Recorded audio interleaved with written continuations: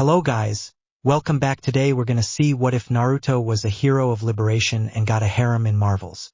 Support the author. Hero of Liberation Joyboy by Kfanime87. Yamatora. Hidden mountain village in Japan. Deep in Japan, surrounded by mountains, lies a village. One not known on any maps of the country. For you see, this village harbors a large secret. Each inhabitant of the village was born with an incredible set of powers. Some could turn into animals and creatures, some could turn their bodies into an element, becoming said element and letting physical attacks pass through them. And some could do some rather insane things such as manipulate metal or turn their body parts into weapons. Each villager had always shown some capacity of superpower amongst them, and for their safety the village stayed hidden.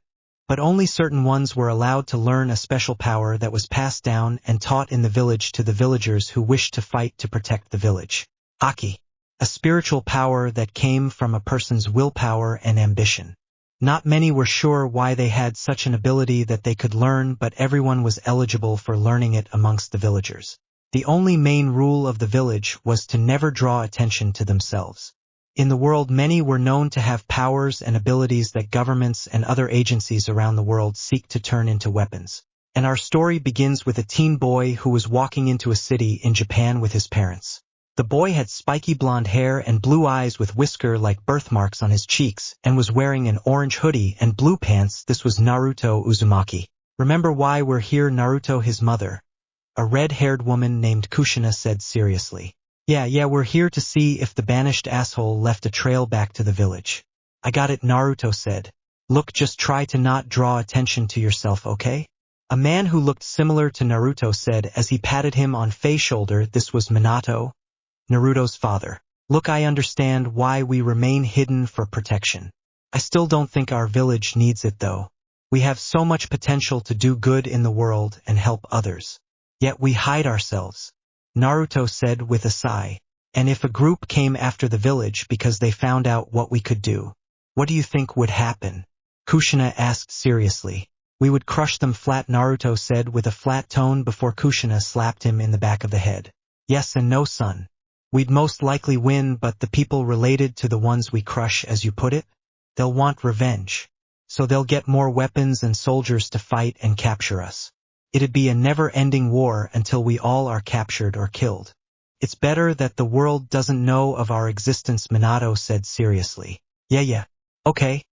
I'll keep my powers hidden, Naruto said with a sigh. See that you do, brat.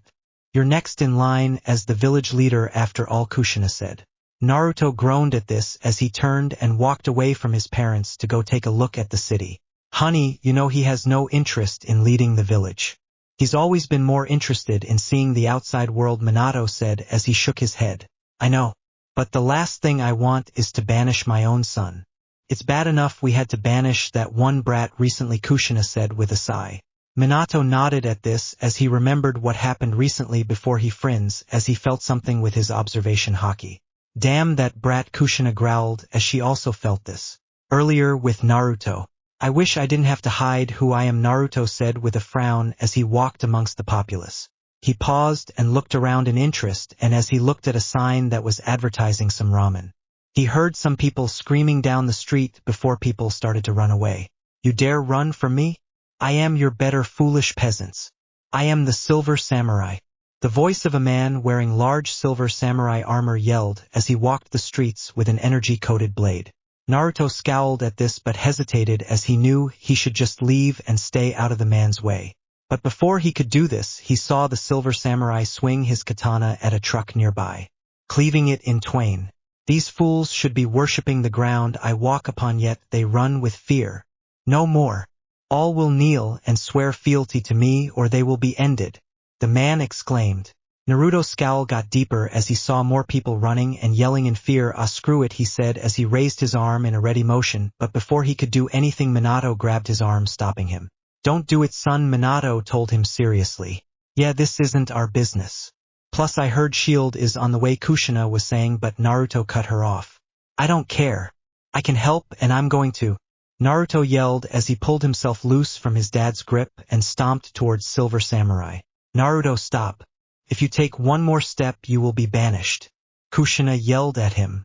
Nice try, you only banish those that put the village in danger and I could pass as a mutant, Naruto said as he walked. Damn it, I blame you for him being smart.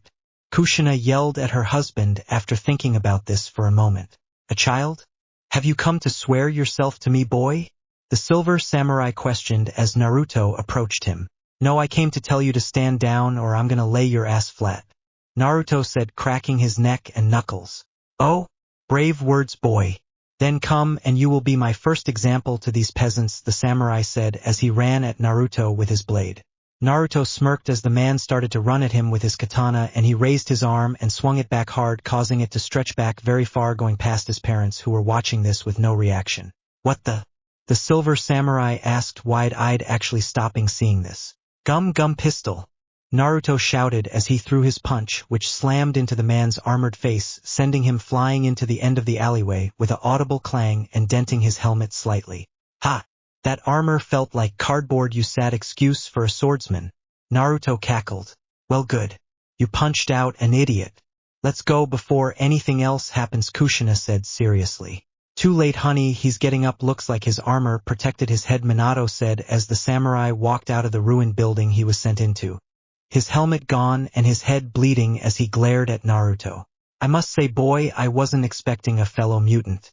But that is the last time you'll hit the silver samurai, he was saying before he was cut off as Naruto ran at him and threw both his arms back, stretching them out. Gum bazooka, Naruto yelled, sending both palms into the man's cuirass and sending him flying again into the ruined building. Is he down this time? Kushina asked Minato as she knew her husband had better senses than her. Damn you, boy, the samurai yelled, shoving off rubble. No, Minato deadpanned. I will mount your head on my wall, you insolent brat. Do you understand me? You are nothing to me. Nothi, the samurai growled out in a rage, before Naruto slammed his fist into his face hard, sending him into the ground with an audible thud. Now he's down, Minato said after a moment before approaching Naruto. Gotta say, son, it may have taken 3 attacks, but not too shabby, he complimented.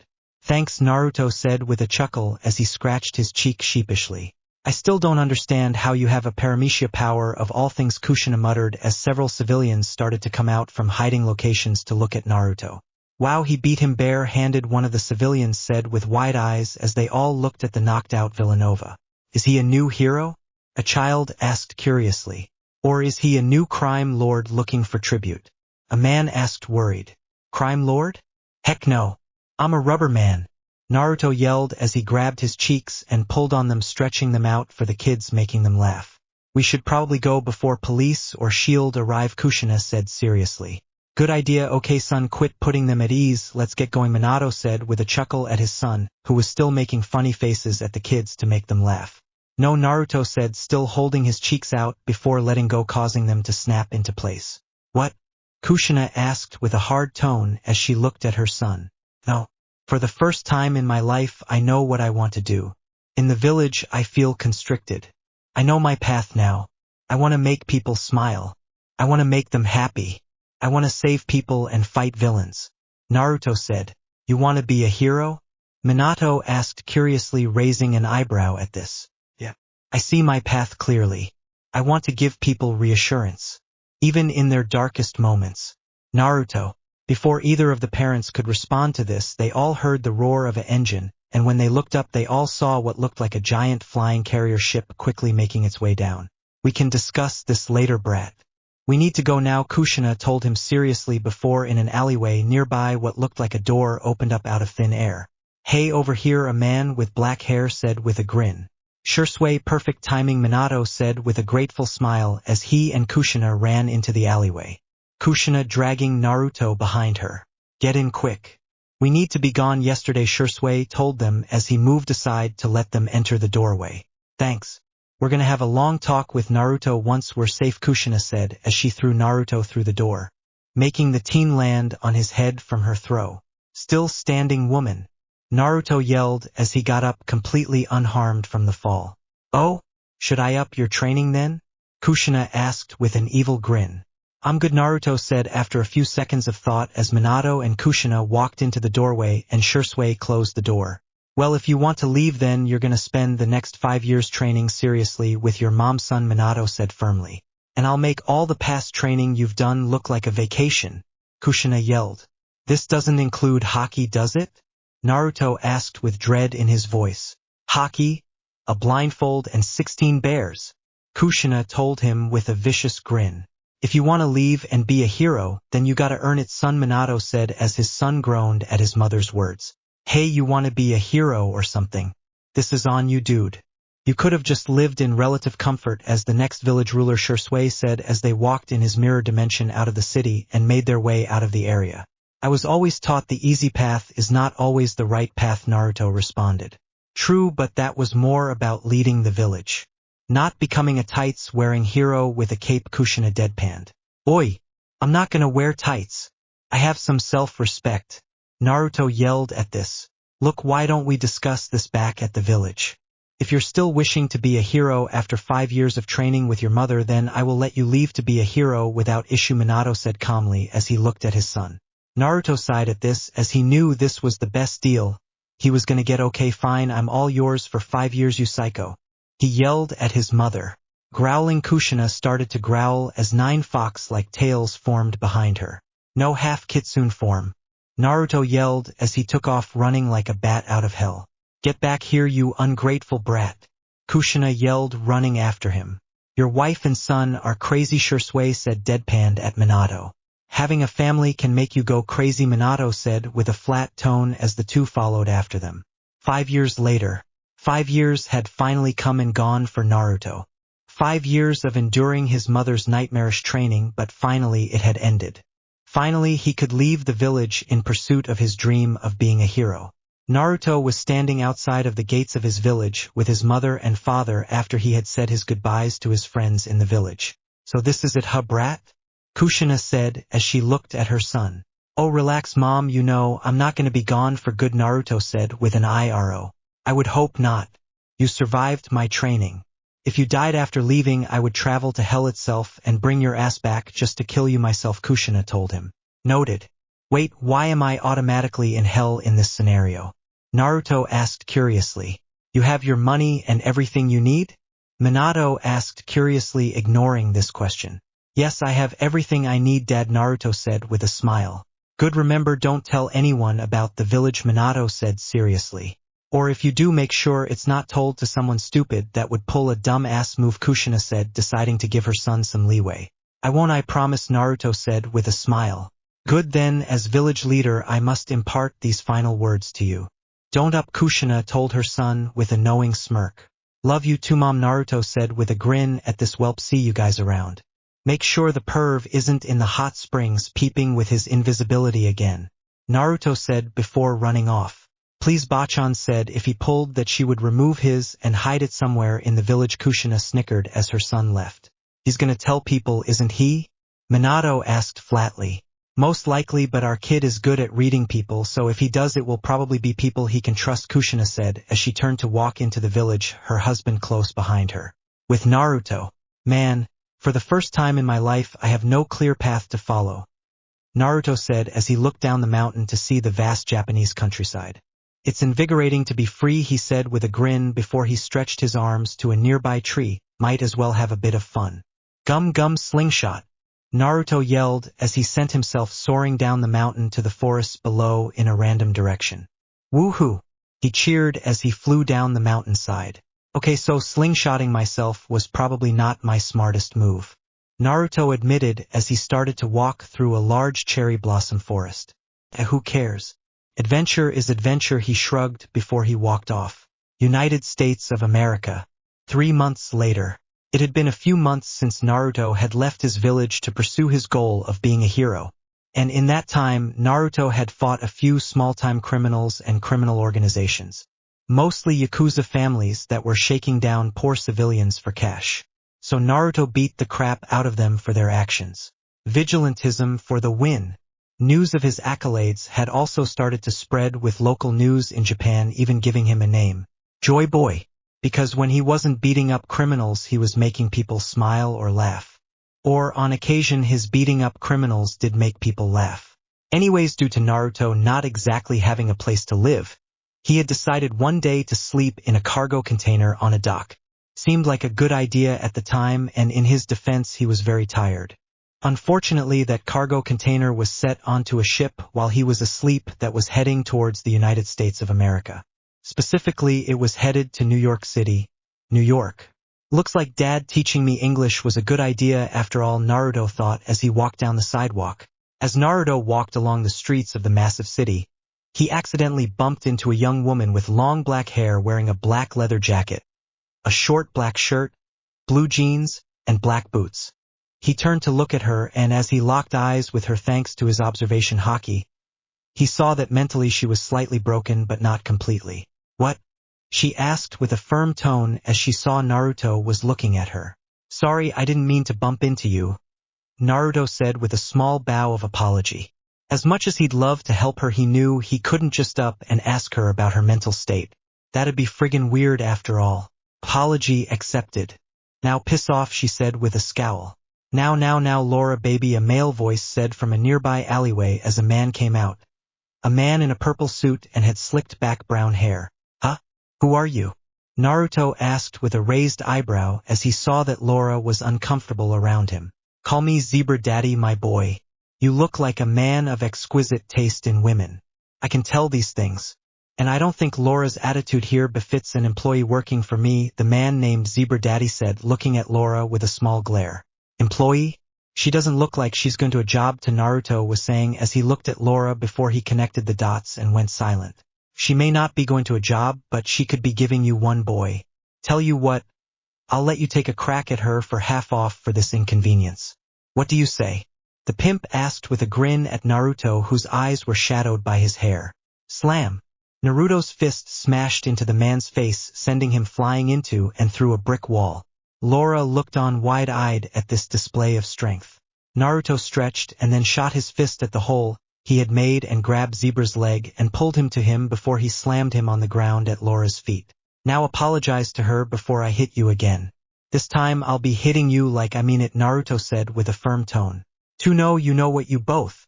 You're both dead. You hear me? I'm gonna have you both killed," the pimp yelled before spitting up blood and a tooth. "Oh? Then you won't mind if I beat the hell out of you and leave you as a corpse?" Naruto growled as he started to glare at the pimp while unleashing his conqueror's haki and aiming it at the pimp. The drug-dealing pimp froze before passing out with a foaming mouth in utter terror at what the blonde had let off. "You killed him?" Laura asked curiously. "Nah, I was saying that to make a point. Hopefully when he wakes up the point comes across or the cops have him in jail," Naruto said with a grin as he looked at Laura. "I believe we got off on the wrong foot before, but allow me to introduce myself. My name is Naruto Uzumaki," he said with a smile at the woman. Laura Kinney, the biker jacket-wearing woman, introduced themselves after a moment. Naruto nodded at this. "Well, Miss Kinney, it seems that you probably need a new job or a place to go. We could probably find you one. Do you have any family?" Naruto asked. "I have one person I may be able to stay with," she admitted, not looking forward to having to meet up again with her father of sorts. "That's good, they have to be better than this guy," Naruto said as he kicked the unconscious pimp. Before Laura could respond, she was cut off as several armored trucks parked nearby. "Freeze!" a voice yelled as a group of men in heavy combat gear and guns with laser sights yelled out as they surrounded the two and the unconscious pimp. The pimp is knocked out, guys," Naruto said as he pointed at Zebra. "We're not here for him. We're here for you mutant scum. Surrender now," one of the soldiers yelled. "Mutant? No, I'm not one, but what would be the big deal if I was one?" Naruto asked curiously as he tilted his head to the side. "Don't play dumb. We saw you stretch your arm for the punch. So come quietly or we'll take you down stretchy," a soldier yelled, cocking his gun. One of the soldiers looked at Laura, who looked away from him before he pushed a button on his visor which scanned her and showed him a wanted picture. "She's also a mutant sergeant," the man yelled. "I don't know who you all are, but you are really giving off some bad vibes, and quite frankly I don't like that," Naruto said as he scowled. "We're not gonna get out of here without a fight, it seems." "How are you in a fight?" Laura asked as she took off her jacket. "Pretty good, what about you?" Naruto asked as he cracked his knuckles. Laura smirked as two claws came out from her hands and one came out of each foot. "Take them out," the leader yelled as they all opened fire on them both. Bullets that hit Naruto bounced off of his rubber skin and back at the soldiers. Laura, on the other hand, let the bullets hit her only for every single wound to heal and pushed the bullets out of her flesh. Why the hell were you working for that guy? You could have beaten him up easily, Naruto questioned, baffled. Wanted to stay out of sight, but that's not happening now. Let's kill these idiots, Laura said as she flexed her claws at the men. I don't kill, Naruto said as he shook his head at this. Then I'll kill enough of them for the both of us, Laura said before she ran and leapt at one of the soldiers, jabbing her claws in her hands into the man's throat. Stand down, you mutant freak, one of the soldiers was yelling before Naruto punched him in his armored face before he threw him at his fellow soldiers, sending them all to the ground. Here's a final warning.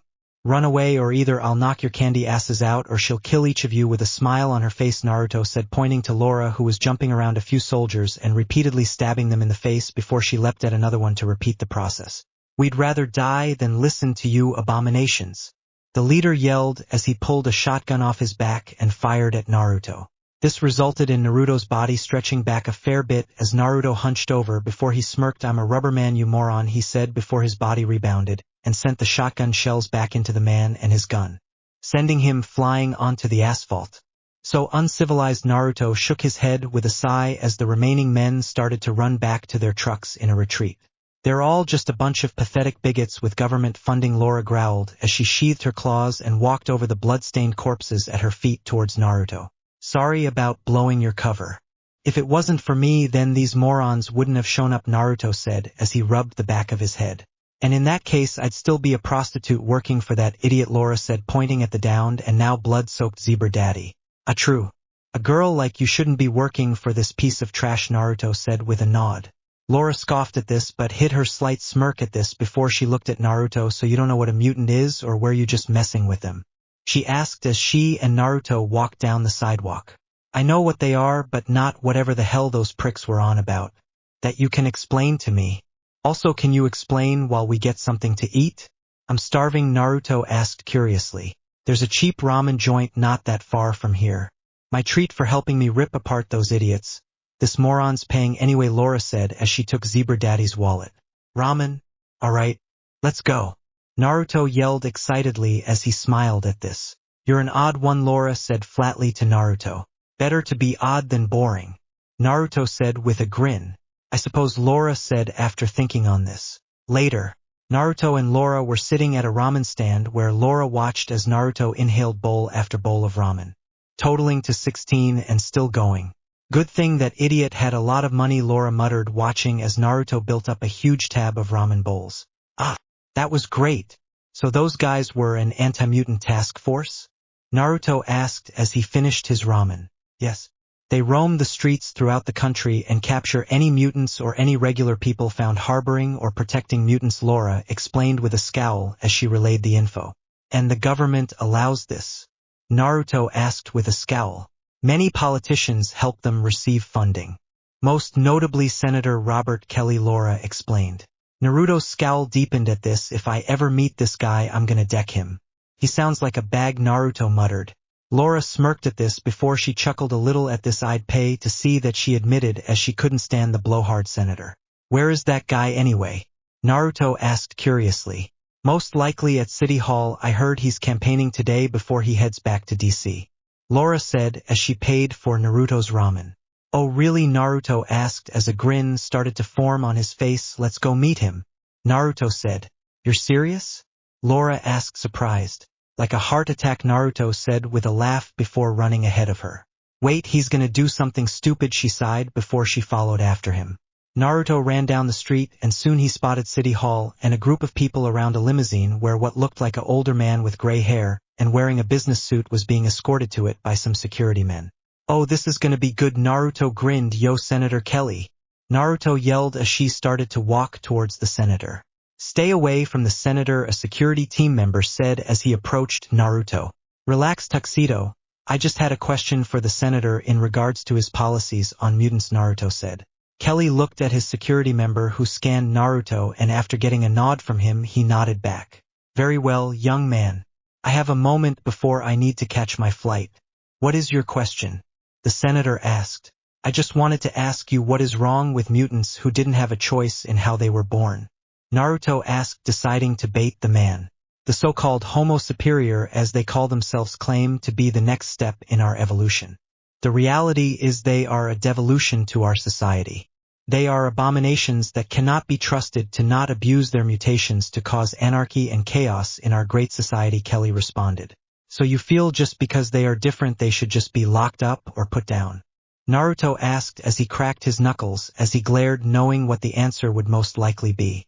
My boy, there are some who can kill with a touch and others who can destroy buildings just by walking through the street. Kelly responded simply. And some who can't help how they are born. Now answer the question, Naruto asked firmly. The fact that you defend those monsters is a testament to the fact you are far too naive to understand the grave threat they cause to us all. Now to answer your question, if they are locked away or dead, then the better it will be for everyone, so our livelihoods as humans do not suffer, Kelly said. Naruto scowled. I see. He responded to this before he reared his first back and, pow, smashed his stretched fist into the senator's face, shattering his glasses, and sending the bigot of a senator flying up the steps of City Hall, making a large crater. What the? The security team member that scanned Naruto said, looking at Naruto with shock since he wasn't picked up as a freak. Better go help your employer. I think he may have a concussion or 7, Naruto said with a smirk as he turned around and started to descend the steps down towards Laura, ignoring the media taking pictures of him and asking him questions. That may come back to bite you, Laura told him as she watched the security team scramble to help Kelly into his limo. Bah! It was worth it. Besides, what's the harm? Naruto chuckled before he and Laura walked off. Yamatora Village.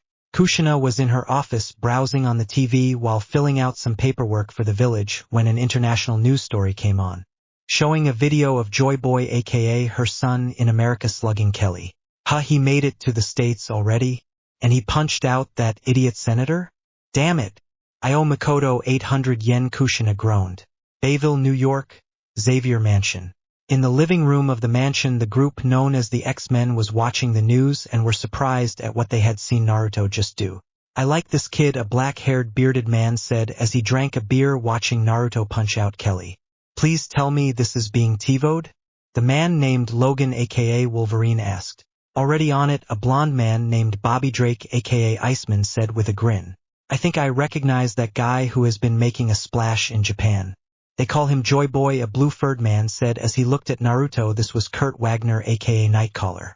Well, he's made me smile, Suga, a young woman named Rogue said with a southern drawl and a grin. Anyone that punched out Kelly was okay in her book. Hopefully this doesn't cause issues for all mutants.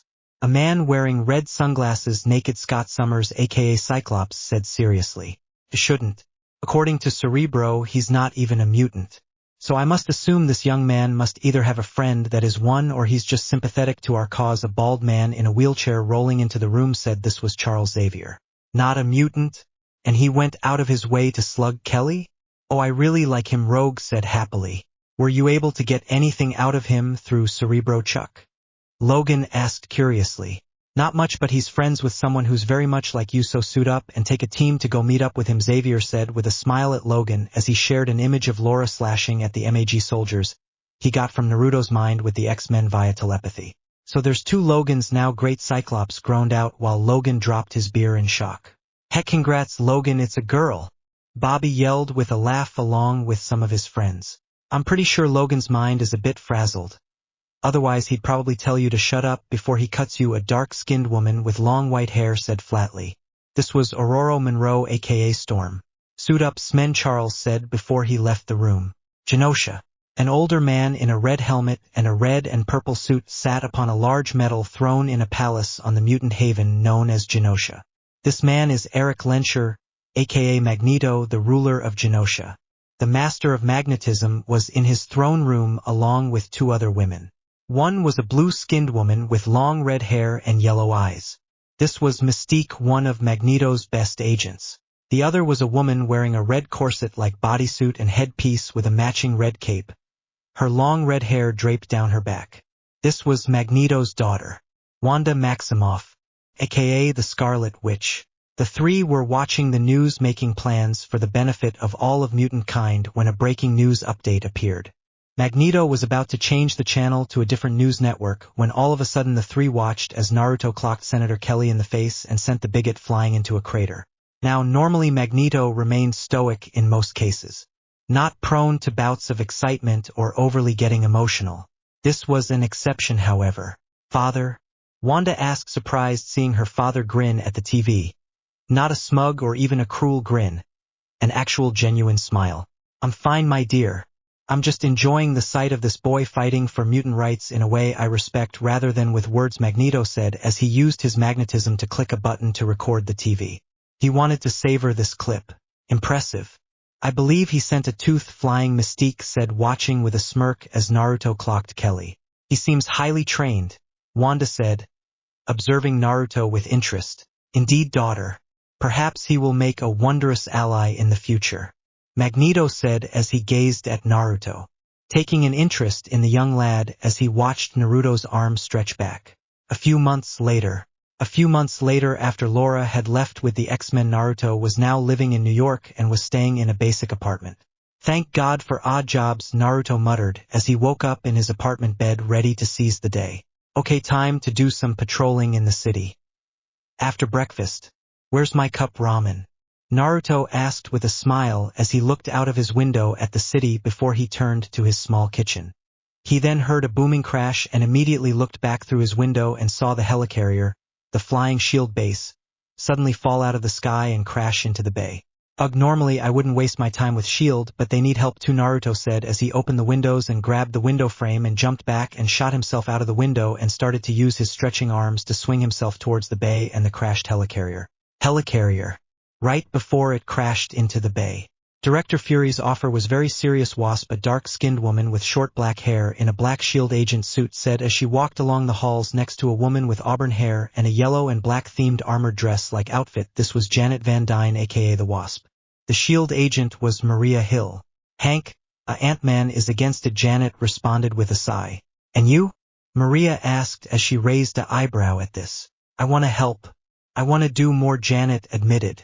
"SHIELD will let you do more," Maria responded before the two walked past a gorgeous woman in a black leather jumpsuit, partly zipped down, with long red hair and green eyes. "Who was that?" Janet asked, curious.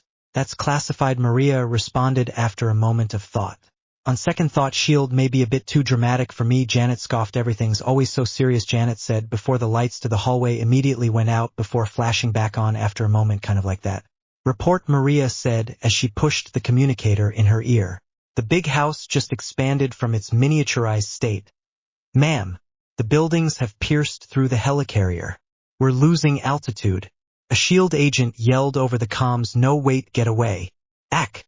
The comm frequency went dead. "The prisoners must be loose," Maria said with a scowl on her face. "Hank was in there," Janet said with a panicked tone at this. "Let's move then. I'll report to Director Fury. You go back up," Pim Hill said as she ran down a hallway while Wasp shrank down to the size of a bug and flying off in the opposite direction. "The bridge. Someone get to engineering and tell them to keep us in the air." A dark-skinned man with black hair that was graying on the sides and missing an eye ordered just as an agent approached him. The eye-patched man was Nick Fury, director of SHIELD. "And shut off that alarm," he yelled out. "Sir, we have a report that just came in from the vault," the agent said as he looked at a display. "Do I look like I have time for this Quartermain?" Fury asked with a hard tone of voice. "Listen to me, sir. Automated reports are coming in from the vault and the cube. Their systems have gone offline, and no one is responding from down in the big house. Something is seriously wrong," the Quartermain told him. Fury was silent at this as he looked at the agent, but before he could say anything the window shattered and something flew into the bridge. Earlier with Naruto. "Gee, Naruto, what did you do today? Stop a mugger? Punch out a rapist?"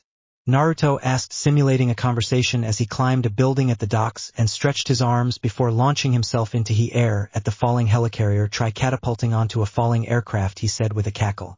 As he fell at the windows of the helicarrier, he reared his fist back and slugged it, shattering it as he flew into the helicarrier. "Anyone call for a hero?"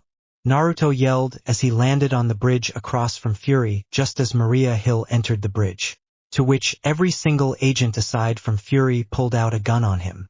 "I come at a bad time?" Naruto asked, seeing all the guns pointed at him. What are you doing here, Joyboy? Maria asked as she put her pistol to the back of Naruto's head. Well, see, I was in the city and saw the falling helicarrier and thought it'd make a lovely summer home, Naruto said sarcastically. Maria glared at this as the other SHIELD agents took aim with their weapons. You know you'd be way cuter if you scowled less, Agent Naruto said with a smirk. Bang! One of the agents took a shot at Naruto only to have the bullet bounce back. Huh, so you are bulletproof, Fury said as the bullet went flying past his agent's head, shocking him. Yup, I'm a rubber man. Now please put your guns away before someone loses an eye again. Is that how you lost yours? Naruto asked Fury. If you're here to help, then make your way inside and help with the escaped prisoners. Ant-Man and the Wasp will need backup, Fury said, firmly ignoring Naruto's question. Wait, you're letting me punch your prisoners? Naruto asked curiously as he tilted his head to the side. Did I stutter? Rubber boy? Get going. Fury yelled as he glared at him. All right, I'm going. Geez, you should find a hobby. Knitting, yoga.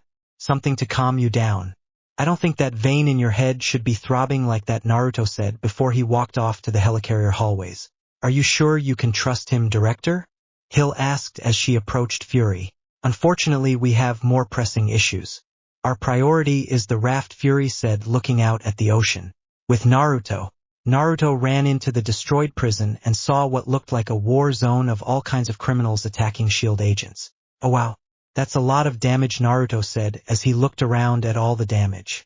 Suddenly what looked like a man that looked like he was part serpent dropped down in front of him. What do we have here? Are you a new SHIELD recruit or some nobody criminal they locked up? The serpent man hissed out as he looked at Naruto. You know, you remind me of someone from my village. He was also ugly as. By the way, you may want to try a breath mint or 13. I can smell your breath and it smells like you ate rotting fish for 8 days straight, Naruto told the reptile man as he waved a hand in his face. Why, you little upstart? Who do you think you, the serpent man was yelling before Naruto slugged him hard in the face, sending him flying into the rubble. Just your ordinary, average, everyday rubberman, Naruto said, and fortunately for you I have to help people here, so I just gave you a love tap, Naruto told him as he ran deeper into the prison remnants before he came upon a scene of a man in a green costume punching, wearing a red and black suit with a silver metal helm, sending him to the floor at a cliff-like edge. And then I'm gonna find the bug girl and tear her apart, the man in a green costume yelled at the fallen man who looked down to see a griffin-like beast man. I'd let you tell the Wasp yourself. But you're about to get knocked out, the man in the silver helm said, but before anyone could react the green man heard a voice from behind him. Gum gum pistol! Naruto yelled, sending a stretched fist into the green costumed man, crashing into his face with a fist that knocked him off the cliff into the griffin-like man as he flew up intending to hit the silver-helmed man, only for the silver-helmed man to shrink in size to avoid the flying tackle. Due to this, it caused the griffin man to hit the green-costumed man and send them both up into the ceiling. 2 for 1. Naruto laughed at this just as two people appeared from a shrunken state. Who's this guy, Hank? Wasp asked, confused as the two enlarged from their small size to look at Naruto. Name's Naruto Uzumaki, but if you want to stick to code names, call me Naruto, was saying before Hank cut him off. Joyboy, Hank said with a frown as he looked at Naruto with a look of recognition as he had seen the news report of Naruto slugging Senator Kelly. Wait, the guy who clocked Kelly? Janet asked as she tried not to smirk, but she was failing badly at this. You've both heard of me. Good. Naruto said with a smile. Yes, we've heard of you. Why are you here? There's no innocent senators for you to punch in the face here, Hank asked as he stood up. Innocent? That prick? The guy who admitted that mutants would be better off dead or locked up? Naruto asked, baffled. Yeah, I gotta agree with him, Hank. If we're gonna have backup, we could do worse, Janet said as she looked at Hank. We don't need backup. This is SHIELD's mess. Not ours, Hank said firmly. Okay, Mosquito Man, right? Or is it Flyman? Say, do you know Jeff Goldblum?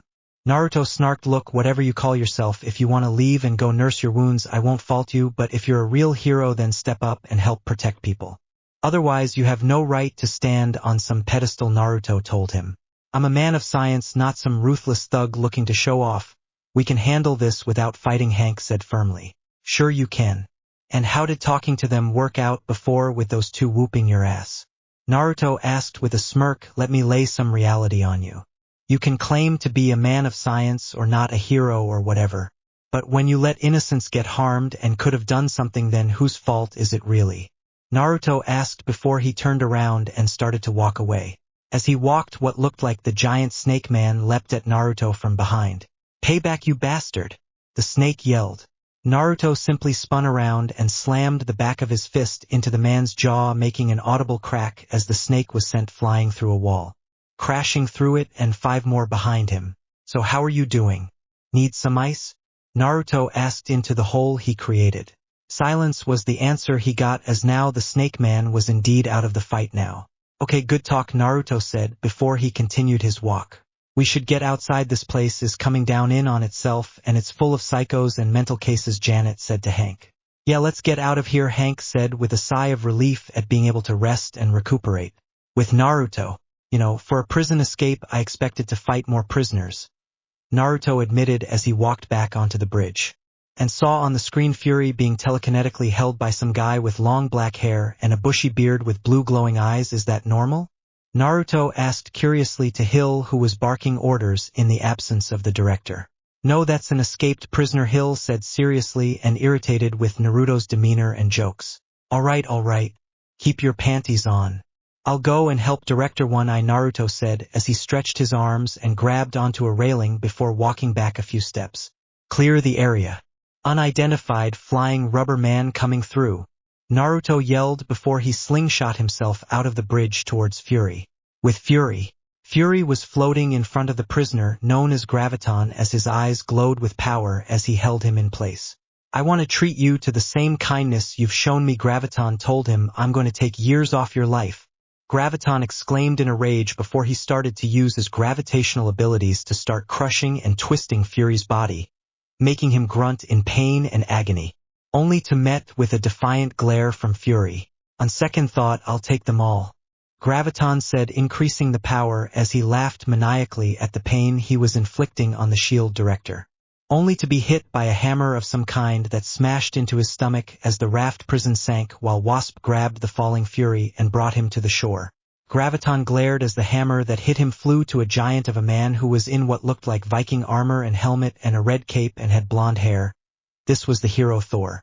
"Your power is impressive for a mortal. Stand down now before anyone is hurt, and you may yet walk away from this," Thor told Graviton firmly as he caught his hammer in his hand. Graviton chuckled. "Fury called me Graviton. Fury, he knows. I can control gravity. I can do anything. I'll crush Fury. I'll crush you. And then I'll show the world the power I have." Graviton monologued with his eyes glowing with power. "I think not," villain Thor said, leveling a determined gaze at Graviton. "Hey Goldilocks, room for one more," a voice yelled, getting the attention of the two about to fight. Graviton turned to face this new threat only to be punched in the face by a man soaring through the air, the arm of the offender stretching as it impacted on Graviton's face, sending him flying a bit. "Ha! Take that, you oi!" Naruto was yelling before he was grabbed by an unseen force and thrown into a dock nearby, slamming into a shipping container and destroying it. "You okay, Joyboy?" Wasp asked as Naruto looked to see Wasp, Ant-Man, and Fury on the same dock. "I feel like I just got suplexed by my mother again." "What the hell was that?" Naruto asked with a groan. "That would be Dr. Franklin Hall. He can control gravity," Fury said. "The physicist. No one's heard from him in years since he joined S.H.I.E.L.D. "What happened to him?" Ant-Man asked. "That's classified," Fury told them firmly before a booming sound was heard. "Really? Because I think it's about to get unclassified pretty quick," Wasp said as they looked at the sight of Thor and Graviton fighting over the ocean along with lightning shooting from the sky. "Okay, time to kick things up a gear," Naruto said as he jumped out of the shipping container remnants and landed next to Wasp as he took a ready stance as he pumped some blood in his legs, making them bulge a bit. What are you doing?" Wasp asked, confused at what this was. Naruto said nothing to this as his skin turned red and started to emit some steam. He then looked up at Graviton and held out his palm and pointed it at him before. "Jet pistol!" he yelled out, sending an even faster stretched punch at the flying gravity user while he was taking hits from Thor's hammer and blocking them off with a gravity field, only for the speed to catch him off guard and the punch to send the gravity manipulator flying. "What manner of sorcery?" Thor asked, shocked at this. Fascinating. You used your rubber nature to speed up the blood flow in your body to make yourself stronger and faster. Ant-Man said, actually impressed. Pretty much. Now round 2, Gravity Boy. Naruto yelled as he took off after graviton dissipating as if he was teleporting. Where are you, you little graviton? Was yelling before Naruto slugged him in the side of his face, sending him flying before Naruto disappeared again. As graviton was flying, Naruto appeared over him. Jet spear. He shouted as he shot his feet into graviton, slamming him into the ground. I don't get it. How is he appearing over and over again? Wasp asked, confused as she was having trouble keeping up with Naruto. It's pure speed, Janet. He's using his speed to hit and using his rubber body to stretch onto graviton after each hit so he doesn't hit the water. Hank said, actually astonished. Gum gum jet gak, Naruto was saying before he was grabbed by his throat by graviton. Your powers are interesting. I'll give you that. At least you're creative with them. But you have no chance against a fundamental force of the universe. Graviton said before he was hit again by Thor's hammer, which graviton blocked with a field. I'll deal with you after I end this pest, graviton told Thor. You shall not, villain. Have it thee. Thor yelled as he flew towards graviton. Child's play, graviton scoffed as he used his gravity manipulation to send Thor away. Graviton then looked at Naruto, who was smirking. What are you smirking at, boy? Oh, nothing, I'm just glad I found someone worthy of me actually having to use this, Naruto said as his right fist turned black. What are you, Graviton was asking before Naruto slammed his fist into Graviton's face, sending him into the dirt below on the dock. But as his body met with the dirt, what looked like another more powerful blow hit him and made a massive crater underneath Graviton. Hank's mouth dropped at this while Fury's eye widened at this display. Okay, how can rubber do that?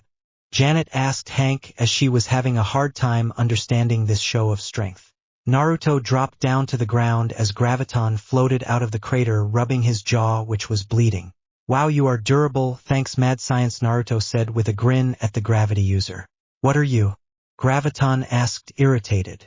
No matter what you do, you can't hurt me. I'm a rubber man. Everything is made of rubber. And before you ask, ladies. Yes. Yes, it is, Naruto snickered. What the hell are you on about? Graviton asked, annoyed.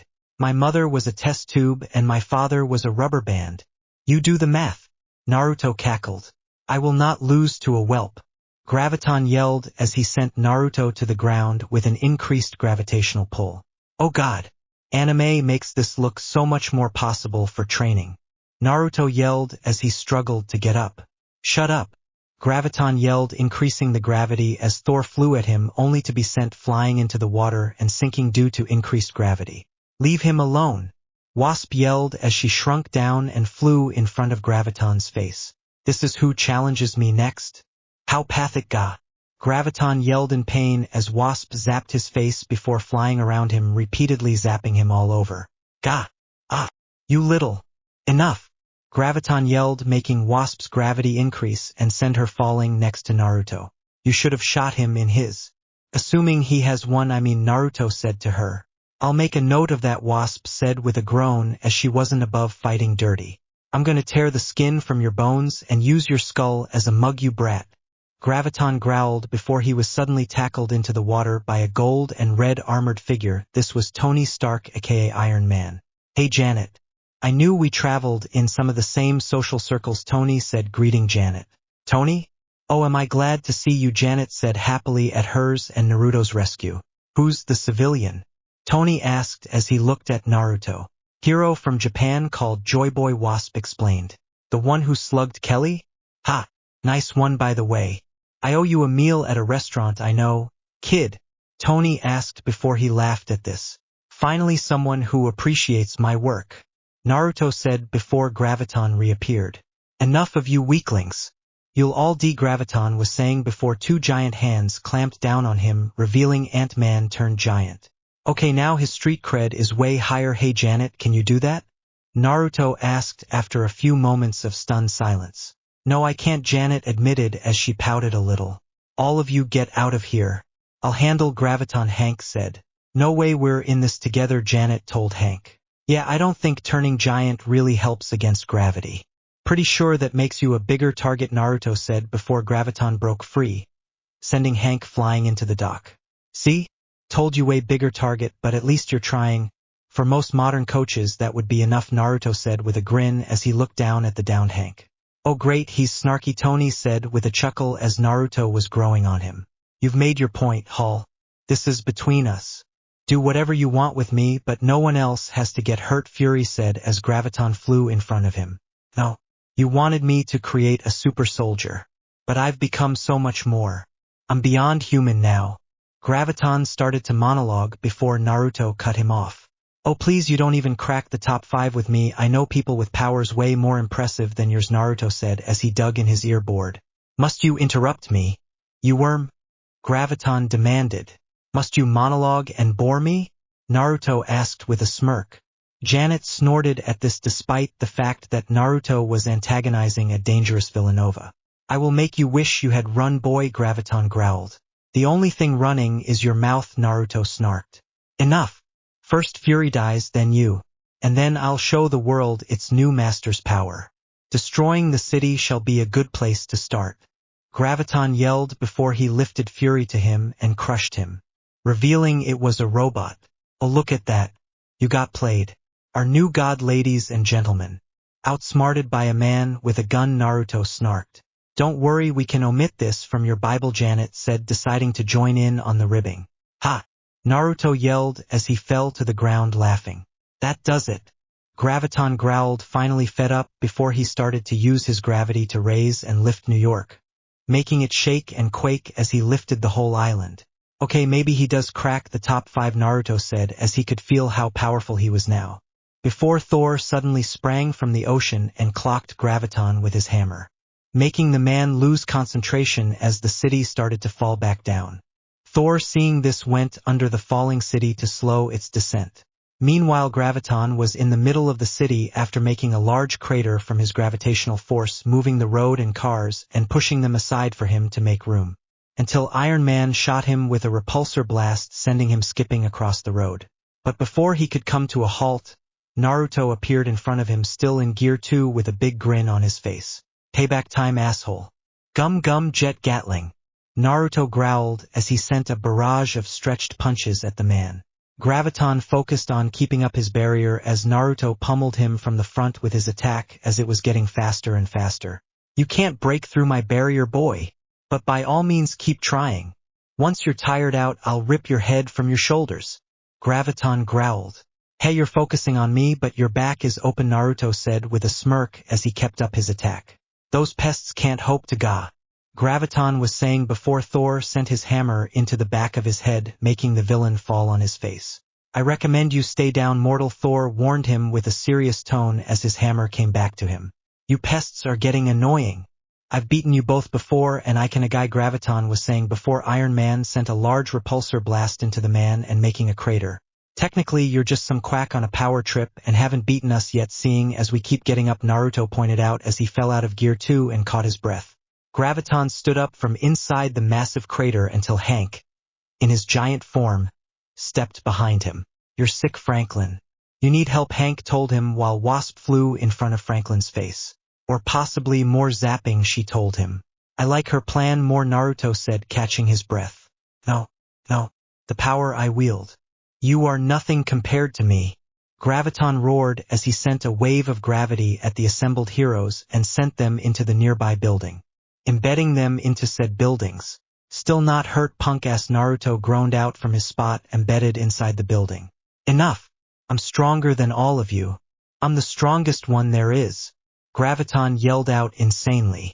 Suddenly a crash was heard on a building behind him, and when Graviton turned around he saw a massive green humanoid. You sure about that? The green monster known as the Hulk asked with a savage grin before he leaped at Graviton with a roar and attacked him. Oh, you done et up, old man.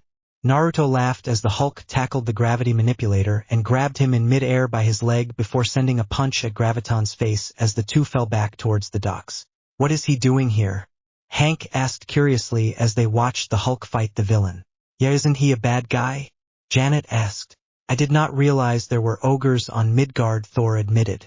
Hey, he's lasting longer than the rest of us. Hey, big guy. Save some for me. Naruto yelled as he ran towards the dock. That kid is some kind of crazy, Tony admitted. I'm in my 20s, Ajisen.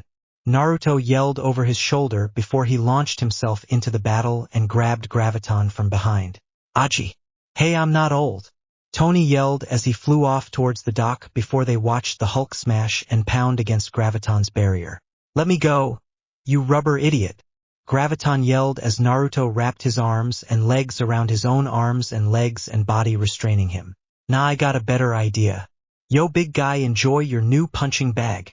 This one can't punch back, Naruto said as he cackled madly. Hulk blinked at this before he grinned savagely as he cracked his knuckles before he started to slug the villain in the face and the body. As Graviton took hit after hit, his rage grew before in a roar of pure rage. Everyone fell to the ground as the gravity increased around them, sending them to the floor. Keep yelling, you bum, I ain't letting you go, Naruto yelled as he tightened his grip on the villain, gritting his teeth from the force on him. You don't get it. I possess the power of the universe itself. I am power, Graviton yelled. Oh, will you shut the up already? You make my cousin look modest, Naruto yelled out as he wrapped himself around the gravity user even tighter to start crushing his arms. Let me go, Graviton growled out as he struggled to get loose. Not happening. Hey, hammer time, let him have it. I'll hold him down, Naruto yelled at Thor. But you will be, Thor said as he flew up slowly. I said do it, Naruto shouted as he head-butted Graviton hard, making him fall to his knees. Light him up, Naruto ordered. Very well, I will remember your name, boy of joys, Thor said before spinning his hammer and making a massive amount of lightning fire down on the two. Gaha! Graviton yelled in pain as the lightning shocked him. Everyone else took cover at this, and when the lightning faded, everyone looked and saw that there was a massive crater, and when they looked inside it, they saw a charred black Graviton and an unharmed Naruto. That tickled hammer time. Wow, that God of Thunder title is well earned, Naruto said with a laugh as he unwrapped from around Graviton and stood up and dusted himself off. Thor's eyes widened in surprise at this. What manner of magic is this? He asked, baffled. Huh? Haven't you heard of rubber? Naruto asked curiously as he looked at Thor. Nay, what sort of powerful magic is it? Thor asked. It's a material that can't be affected by electricity. Every part of my body is made of it, Naruto said with a grin as he stretched his mouth. Ah, and that's why you subdued him. Very clever, my friend, you have a warrior's heart and a genius mind, Thor said with a grin. This is not over, Graviton groaned out as he struggled to stand up. Yeah, okay, I've had enough of the monologues, Naruto said before he stretched his leg back. Gum gum nutcracker, Naruto yelled as he sent a stretched kick right into the gravity user's crotch, making Hisnai's roll into the back of his head, unconscious from the sheer agony. Who? That feels great after the damage you did. Hey big man, you want a crack at him? Naruto asked Hulk with a grin. Hulk like this one, Hulk said with a grin at the rubber hero. Call me Naruto. Naruto introduced himself before they looked to see several tanks and soldiers pointing guns at Hulk. Freeze! One of the Hulkbusters ordered. Step away from the Hulk. He's a fugitive from the cube. Hulk growled angrily at this before Iron Man stepped in front of the Hulk. You want the Hulk, you go through me. The Hulk saved all of us. He's a hero. As sure as any of us, Tony told them as the other heroes stepped in front of the Hulk as well. The Hulkbusters all continued to aim at them, not willing to back down. Okay, screw this, Naruto said before he glared at the Hulkbusters, and suddenly an invisible pulse of power fired from him, and when it met with the Hulkbusters they all fell over, passed out. Several of them were even foaming at the mouth. This got looks of shock from the other heroes who all looked at Naruto. Okay, what the hell was that? Tony asked, genuinely confused. We all have our secrets. That's something I can't reveal yet. Especially with One Eye and his groupie nearby, Naruto admitted as he pointed nearby where Nick Fury and Maria Hill were approaching. I was just about to tell them to stand down, but JT, you take care of that, I guess, Fury said as he looked at all the passed out Hulkbuster soldiers. Relax, they will be fine, though I would probably get them some fresh pants. I see some that should have worn brown instead, Naruto smirked. Sir, orders? Maria asked as she aimed her blaster at the Hulk. Stand down, Hill. We have bigger issues than the Hulk right now. 74 prisoners are now on the loose all across the country. Maybe even the world by now. Fury said firmly to his second in command, who put away her blaster. How did this happen, Fury? Stark asked a bit condescendingly. I don't know. But we can find out together. Fury told them, come work for me. As a SHIELD agent. You all can make a real difference, Fury offered. No, this is your fault, isn't it? SHIELD created Graviton. Whatever you had Hall doing it changed him, Hank said as he approached Fury. You kept it under wraps and this happened, Ant-Man said with a glare followed by the other. Well duh, it's the government. Hell, their secrets have secrets, Naruto said with a bored tone as he scratched his cheek. Fury's right, Tony said, getting bizarre looks from everyone. What? You of all people are going to work for SHIELD? Janet asked, baffled. Is it the outfit? I mean, I don't like M, but damn it if the suits aren't fashionable, Naruto admitted. No and no. He's right about us making a difference together. One-on-one we can each take down a villain or two, but 74 none of us can do it alone. Together we have a chance. What we did here, it can change things. The world needs us, but not as SHIELD agents. As a team on our own. Together we can avenge the wrongs caused by these villains. Tony told them. We can be Avengers, Janet said with a smile. Ah, good name, Hulk said as the others looked at Tony with smiled. What about you, Joyboy? Tony asked Naruto curiously as he and the rest of the team turned to look at him. Please tell me this involves decent pay. I am so sick of odd jobs to make rent for a roach motel, Naruto said as he figured seeing that Tony was rich he may as well ask. Pay no, but I can get you a place to live I have in mind and help you keep bills paid as long as you keep doing your hero thing with us, Tony told him with an audible grin under his helmet. Deal. Naruto said with a grin as a SHIELD agent approached Fury. Director Fury, I have the security footage. Graviton didn't wake up until after the prison shut down. He couldn't have been responsible, the agent told his boss. If he wasn't responsible, then who was? Fury asked with a serious tone. As everyone was discussing plans unseen to them, a blonde woman with long hair in a green outfit was watching them from a rooftop. That was quite a show. That boy's power is interesting, she said. Rubber is interesting? It looks stupid to me, the bald large man with her said with a dismissively tone. Don't underestimate such a substance, executioner. Anything can be useful in a battle, besides I didn't mean that, the woman said as she looked at Naruto with curiously. Something else interests you, my enchantress? Executioner asked. Indeed, the power to make mortals cower and pass out with just a look? I believe if we are going to challenge Thor and his new friends we will need help from someone with a power like this boy has, enchantress said, as she used her magic to cast a spell to find someone similar to Naruto to suit her needs. Japan. In the city of Tokyo it was nighttime and in a dark alleyway a hooded figure was approaching what looked like some Yakuza thugs in front of what looked like a nightclub. Shitstain. Get the hell out of here.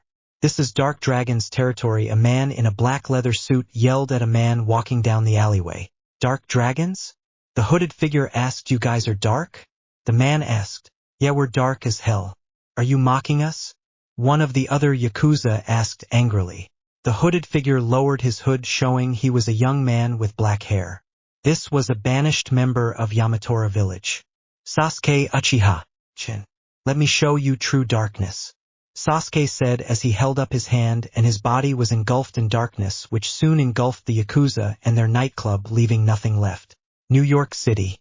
A large monkey-like figure leapt through the window of a building carrying a large bag of money on his back as he fell to the city streets below.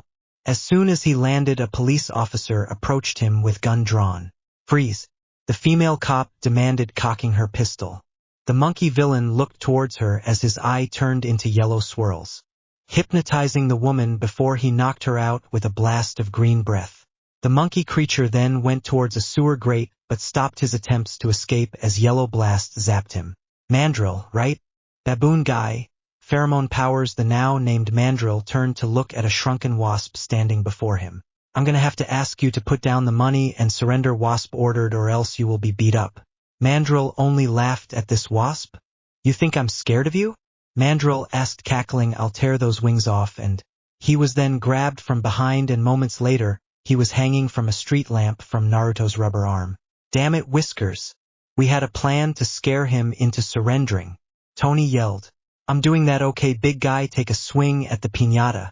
Naruto yelled with a grin as he looked at Hulk, who was approaching with a ripped-out street lamp and holding it like a bat. Hope you have lots of candy inside, Hulk said with a grin as he took a practice swing. I surrender. I surrender.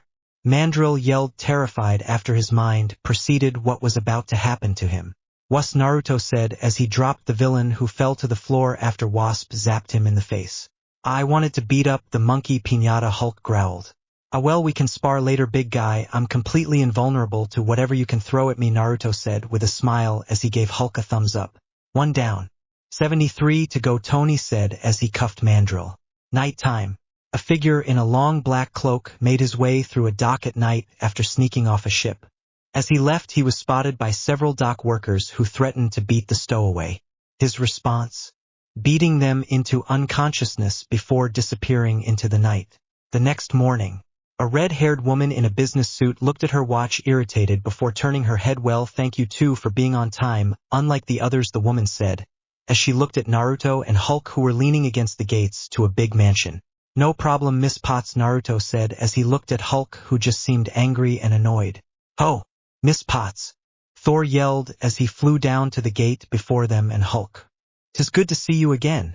You as well, boy of joys, Thor greeted.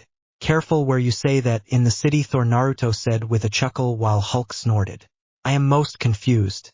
Is that not a common greeting in Midgard? Thor asked as he looked at Naruto in confusion. Earth joke, Mr. Odinson. And a juvenile one at that, Pepper said flatly. Oh yes, because Tony Stark is the epitome of responsibility and clean speaking, Naruto said with an eye roll. Touché, Pepper said with a sigh as she couldn't deny this. Are you two ready for the upcoming battles? Thor asked as he placed a hand on Hulk's shoulder. You ready to get a watch? Hulk questioned after removing Thor's hand from his shoulder. Relax, big guy, sometimes people are late. And yes, Thor, I always am ready. My mom trained me to always be ready for a fight, Naruto said with a grin. Oh, your mother trained you in battle? Thor asked curiously as he was curious on Naruto's skill.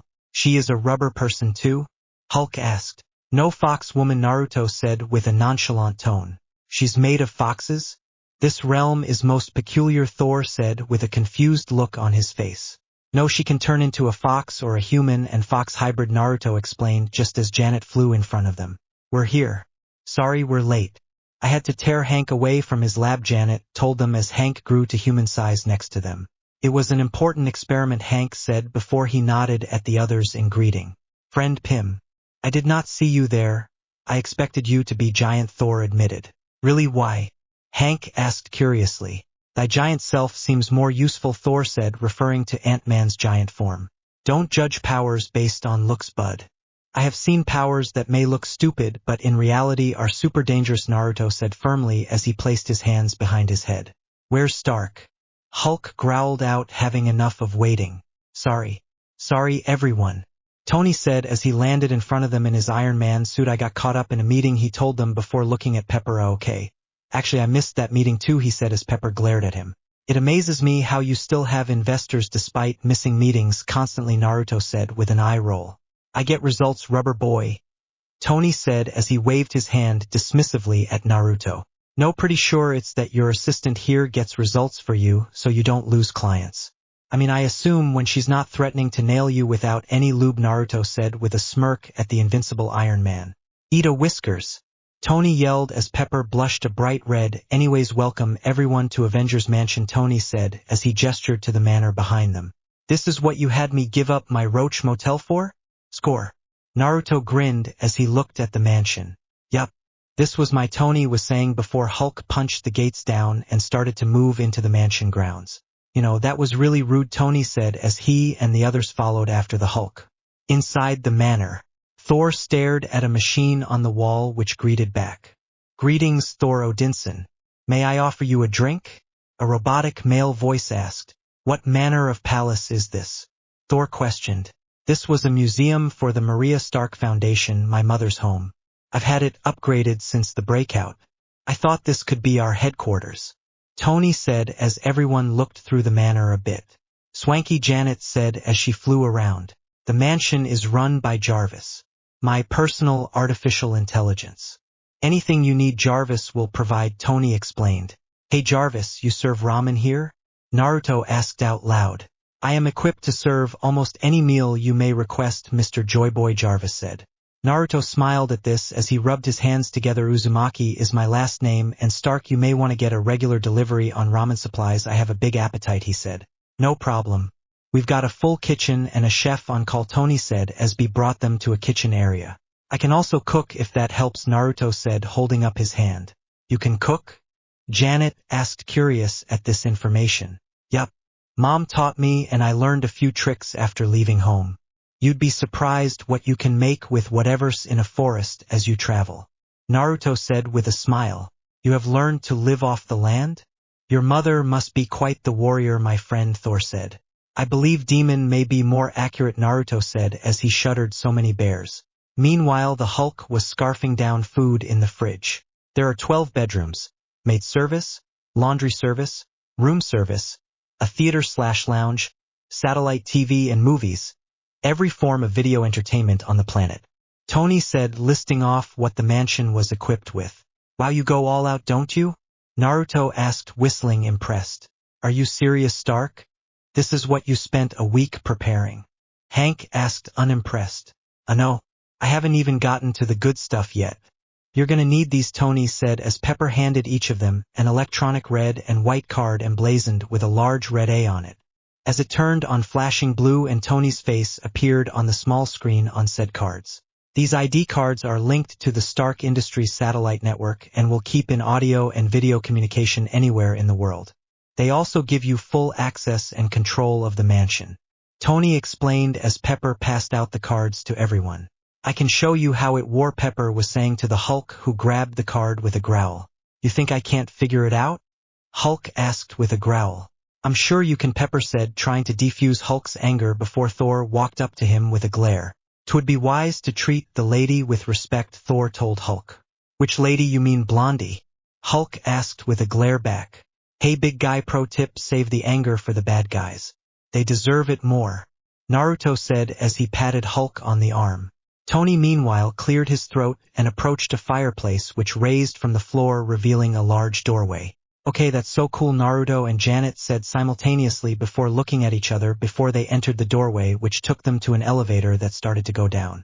And voila! The sub-levels, Tony said, which brought them to a gigantic underground laboratory. The mansion has a state-of-the-art science lab, space for Hank's modular labs, as well as my armory. Tony said, leading them to an outlook over a large body of water. Nice pool, Janet said, seeing the massive amount of water. Actually, the pool's on the roof, Tony said as the water split open, revealing a ship coming up from the water. This is a fully functional hangar with 2 prototype high-speed aerial shuttles. The Quinjets, Tony said as they gazed at the flying ship, weapons, shields, and an airspeed of Mach 8. For those of us who can't fly. And it can go into space too, Tony told them. A flying ship? Naruto asked as an excited grin formed on his face. You can't fly it, Tony said firmly as he continued the tour. What? Why the hell not? Naruto demanded as he followed the group. Because you'll crash it in some kamikaze attack that you'll survive because you're rubber, Tony deadpanned.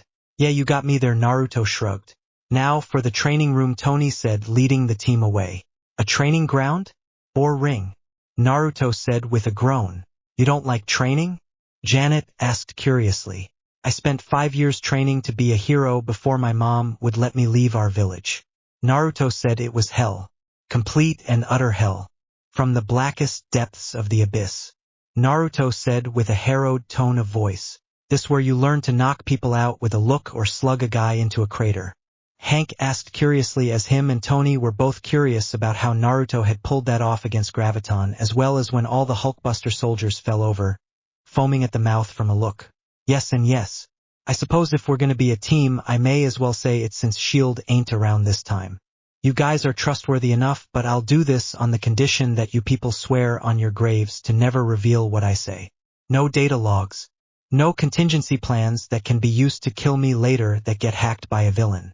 No diary entries. Nothing even remotely recorded about this, Naruto said seriously as he was not going to risk his home village's safety. Even if he felt he could trust these guys, he was not about to open up on his powers if they threatened his home village's safety. Not to sound like being dismissive, but is this something that needs to be taught? Tony asked. Yes, Naruto said, wondering where they were going with this. Then wouldn't just telling us what it is give us nothing and keep your home safe? Hank asked with a raised eyebrow. "Ing hate super geniuses," Naruto grumbled as he pouted a bit. "Preach," Janet said with a smile at this.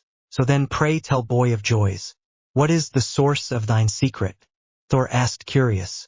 "I come from a secluded village in Japan where everyone is a superhuman. My mother has the ability to turn herself into a mythical kitsune." "They are all mutants?" Janet asked curiously. "No. We're something different. I think back in the feudal era people called us devils though," Naruto said with a chuckle. "Anyways, as I was saying, my mother can turn into a kitsune while my father can turn his body into and generate light," he explained. "So all of your people's powers are random?" Tony asked curiously. "Correct. Usually they'll gain the same type of powers as a parent. I'm a rarity, however. See, our powers can be classified into one of three categories: paramecia, zoan, or logia. Zoans give the power holder the ability to turn into an animal of some kind as well as a human hybrid animal like my mom can. Logias, their bodies become made of a particular element. From light to smoke to flames, and most physical attacks will pass through them as they are made of said element whenever they choose to be so," Naruto was saying. "And I take it you're a logia since you're made of rubber?" Hank asked curiously. No, I'm what's called a paramecia, which is pretty much a power that isn't one of the other two. Some are interesting, like shooting a beam that makes people move slowly, or even my grandma who can creating spheres that she can manipulate everything within the space of said sphere. It's pretty much a power lottery with paramecia." Everyone was silent after this explanation of Naruto's. "Okay, so you come from a hidden village where everyone is born with a random power. How does that explain what you pulled with the Hulkbusters and when you slugged Graviton?" Janet asked, summarizing what Naruto had explained so far. "I was getting to that. We have another method of combat and fighting in general. Our body structure allows us to use a natural power native to us to fight stronger enemies. We call it haki. It's essentially weaponizing our own willpower into attacks. Like our powers, there are also three forms: armament, observation, and conqueror's haki," Naruto said. "I have never heard of one weaponizing one's own willpower," Thor said as he listened to this with interest. "It's mostly native to my village. While I'm sure others people can learn it, we take to it more naturally than others," Naruto said as he held up his hand, which turned black before their eyes. "What you see here is my armament haki. It allows me to hit super-powered beings. A Logia-powered person, I'd be able to hit their physical body even if they were in their element state," Naruto explained. That's why you were able to hit Graviton even when he had his barrier up," Tony said as he nodded in understanding. "Correct," Naruto said with a smile as he let his arm turn back to normal. "Okay, but what about observation and conquerors?" Janet asked curiously. "A good question, my dear. You see, observation haki lets me observe things from afar, or read into someone's mental state. Some in my village can even see into the future," briefly Naruto said. Hank nodded at this before he paused. "Wait a minute, I have seen you in security footage dodging attacks from criminals without seeing them. Can you use this to avoid attacks too?" "I could once I unlock it. Those criminals were just overly loud and I heard them moving. I don't have that level of observation haki yet, though I'm sure I could eventually unlock it," Naruto admitted. "And finally we have the rarest of the three hakis, conqueror's haki. Even amongst my village it's rare to obtain it. Unlike other hakis, it can't be taught. You either have it or you don't have it. It is exerting our willpower over others. According to my mother, I excel at using it," Naruto said. "If you can use it to make people stop fighting, then why don't you?" Hank asked with a frown. "Because if I just go around throwing it out willy-nilly, it would raise questions. Even then, if I use it in areas with lots of people, there's a chance I can hit them if they're where I'm aiming. I may have proficiency with who I want to target, but I won't risk innocents getting hit. Even then, some can resist it if they have a strong willpower as well," Naruto explained. "Good call, kid. Probably best to reserve that move for emergencies," Tony said, nodding in agreement at this. "Exactly. If I had used it during the fight with Graviton, you all could have been knocked out with no chance of it even knocking him out. So I saved it for the Hulkbusters. Those idiots had it coming anyways, right, big guy?" Naruto asked, turning towards the Hulk with a smirk. "I would have preferred smashing them, but it got the job done," Hulk said with a grin. "Alright, now let's go to the training room," Tony said as he led the way into the training room. I swear this is gonna, Naruto groaned as he followed Hole, slumping his shoulders. 5 minutes later. I take it back. This is awesome. Naruto cackled as he dodged missile fire from a bunch of turrets. This is my kind of training. Naruto laughed. Gum gum balloon. Naruto yelled as he expanded his body into a giant balloon which the missiles hit before they bounced off him and back at the turrets, making them explode. You're some kind of crazy, you know that? Janet asked, flying next to him in shrunken form. Better to be crazy than boring. Why live if you can't be free to be yourself? Naruto asked with a smile as he slugged a robot drone, sending it flying into a turret, making it explode. Who? 15 points. Naruto cackled before a hole formed in the floor before him as Hulk threw a large piece of equipment through the floor. Exercise complete, Jarvis announced as the equipment all shut down. That the best you got, Tin Man? Hulk asked as Tony flew over. The self-repairing, thanks for asking. By the way, that was level 1 of 10, Tony said. Who? That was great. Much better than survival training with my mom back home. And no bears with chainsaws either. Naruto cackled. The hell kind of training did you do? Janet asked, genuinely freaked out by the bears with chainsaws thing. Assembly hall. Pepper lead them all to a new room that featured a large high-tech table. And this is the assembly hall, Tony said as Janet and Naruto stepped inside to take a look first. All the money you've thrown into this is very impressive, Tony. Were you bored? Are we your new pet project? Why are we here? Hank asked with a small tone of irritation. That's a good question. Kind of angry, but that's okay. Tony said as everyone walked towards the table other than Hulk. Dude, what's your deal? It's obvious if you think about it, Naruto said as he looked at Hank. What, that we're just some team now? Teams are built on trust. Even then, I'm a scientist first. I'd rather talk it out with villains than go straight to violence like you. Hank said as he looked at Naruto. Then go play scientist while we build up the team then. You being a downer isn't gonna help anyone, Naruto told him as he approached the table. I'm not being a downer, Hank said, offended. Yes, you are, Hank, Janet said with an annoyed sigh, making the scientist flinch a little before he walked over to the table to join them. Jarvis, pull up the most wanted list, Tony said as the table displayed a hologram of multiple faces swirling around in a cylinder around the table. 74 supervillains escaped the day of the breakout. Graviton is being held by S.H.I.E.L.D. and we caught Mandrill. But we've got more work to do. Tony said. I know many of these villains. The Wrecker and his crew are formidable. His weapon is of unearthly might. Thor said, looking over the escaped villains. If we do recapture them all, where do we put them? Hank asked. The big house is destroyed, the vault is destroyed. We haven't heard anything about the cube. Hank reminded. I'm working with a colleague on something now. Reed Richards has proposed a prison that's actually outside this dimension in a place he calls the negative zone, Tony said. Sounds like a good idea. Has he given you any updates? Naruto inquired. Not for a while, which is weird. Seeing as he said this was a priority, Tony admitted. Too much talking. We should just go get these guys, Hulk growled from his corner, irritated with all the talking. We don't even know what caused the breakout in the first place. What's to stop it from happening there? Hank asked. Well, we can't just sit here and let the bad guys run around unchecked. Wait, can we? Naruto asked. No, Tony said flatly.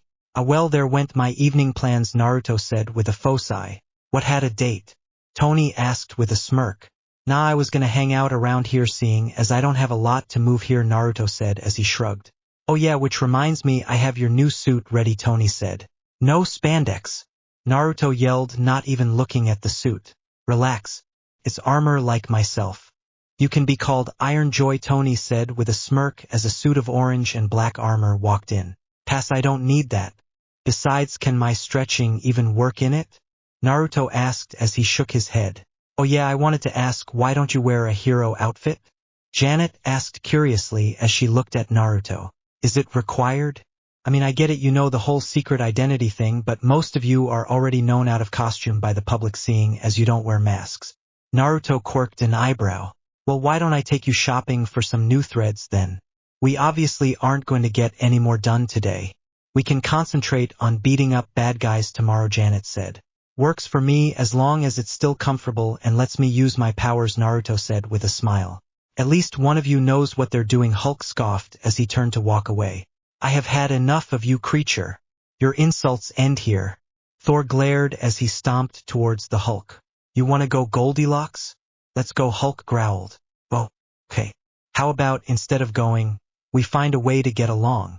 Since you two and Rubber Boy are the only ones staying at the mansion full-time, I'd appreciate it if you didn't level the place on day one, Tony said as he broke up the would-be fight. Yeah, no fighting, not before I take bets, at least, Janet said with a chuckle. I have 20 on the big guy, Naruto said as he took out his wallet. Which big guy? Janet asked with a smirk. Ha!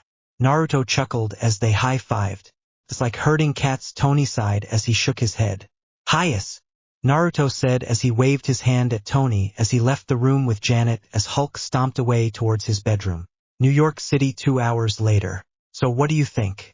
Janet asked, gesturing to a hot topic. Why are there so many belts? Who needs that many belts for their pants? Naruto asked, confused. Why is that shirt made of belts? Okay, maybe we should start with a different store, Janet said with an eye roll. Hey, don't look at me. You recommended the store, Naruto deflected. You really aren't from around civilization, are you? Janet asked as they entered a more normal clothing shop. We have people who can literally create food and clothes from their fingertips. Kind of negates the need to interact with other places, Naruto admitted. Yeah, but you like the outside world otherwise. Why bother protecting it? Janet asked as they approached the men's section of the store. All my life I was next in line to be the next village leader after my mom. And I always wanted to be free to choose my own path. Maybe I do this for a thrill, or maybe it's just the right thing to do, but I want to follow my path all the way. No matter how rough it gets, I don't want to stop, Naruto admitted. And your path is being a hero? Janet questioned curiously. Well, when I see people who need help, it's like an impulse. Heck, my first heroic moment that I remember was as a kid. I beat up some poachers that were locking up some animals outside the village to sell. I hate letting people like that trample on the freedoms and lives of others, Naruto said. Janet nodded at this as she agreed with this. I'm gonna guess that's why you decked Kelly so hard he was missing teeth? She asked curiously. That dumbass was lucky I was holding back. I don't honestly think I've ever had the urge to punch a hole in someone that much before, Naruto admitted before he found some clothes on a rack and grabbed them. Yeah, mutants get a bad enough rap as it is without that guy making things worse for them, Janet said as Naruto entered a stall to change. A rooftop outside. As the two shopped outside the clothing shop on a rooftop, the enchantress, also known as Amora, was looking down at the two along with her executioner and a cloaked figure. So this is New York, huh? The figure asked. It's way too bright in this city. I think it needs some darkness to cover it up, the figure said, taking down its hood, revealing it was Sasuke. You can do that later. Remember, you're to deal with the Rubber Boy while I turn the green monster against the others, enchantress reminded him. Yeah, whatever, you skank. I don't care as long as I get that bastard's head to send to his bitch of a mom, Sasuke said before executioner held his axe to his neck. Watch your words, whelp, executioner growled. Now boys, we're all on the same team, aren't we? Why should we fight each other? Enchantress asked with a smile. TCH. Whatever. Just don't get in my way and we'll be fine. Otherwise you'll never light again, Sasuke told them with a scowl as he walked away.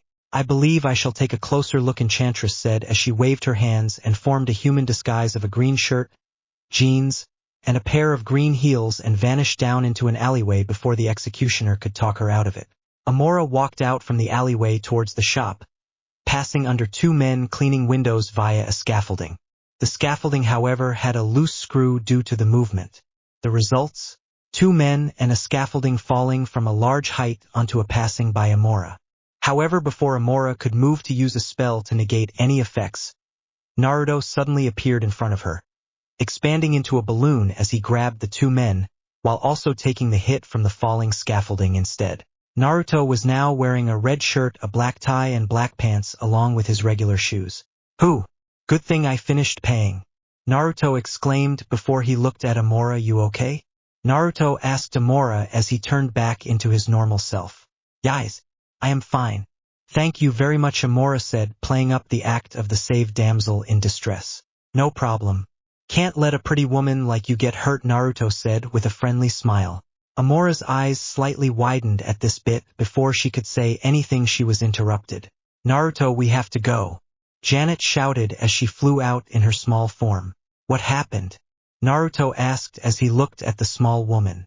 Hulk and Thor are fighting in the park and Tony and Hank are trying to get them to stop, but they are having trouble, so let's go. Janet said as she flew off. Shit, let's go stop them. See you later, pretty lady.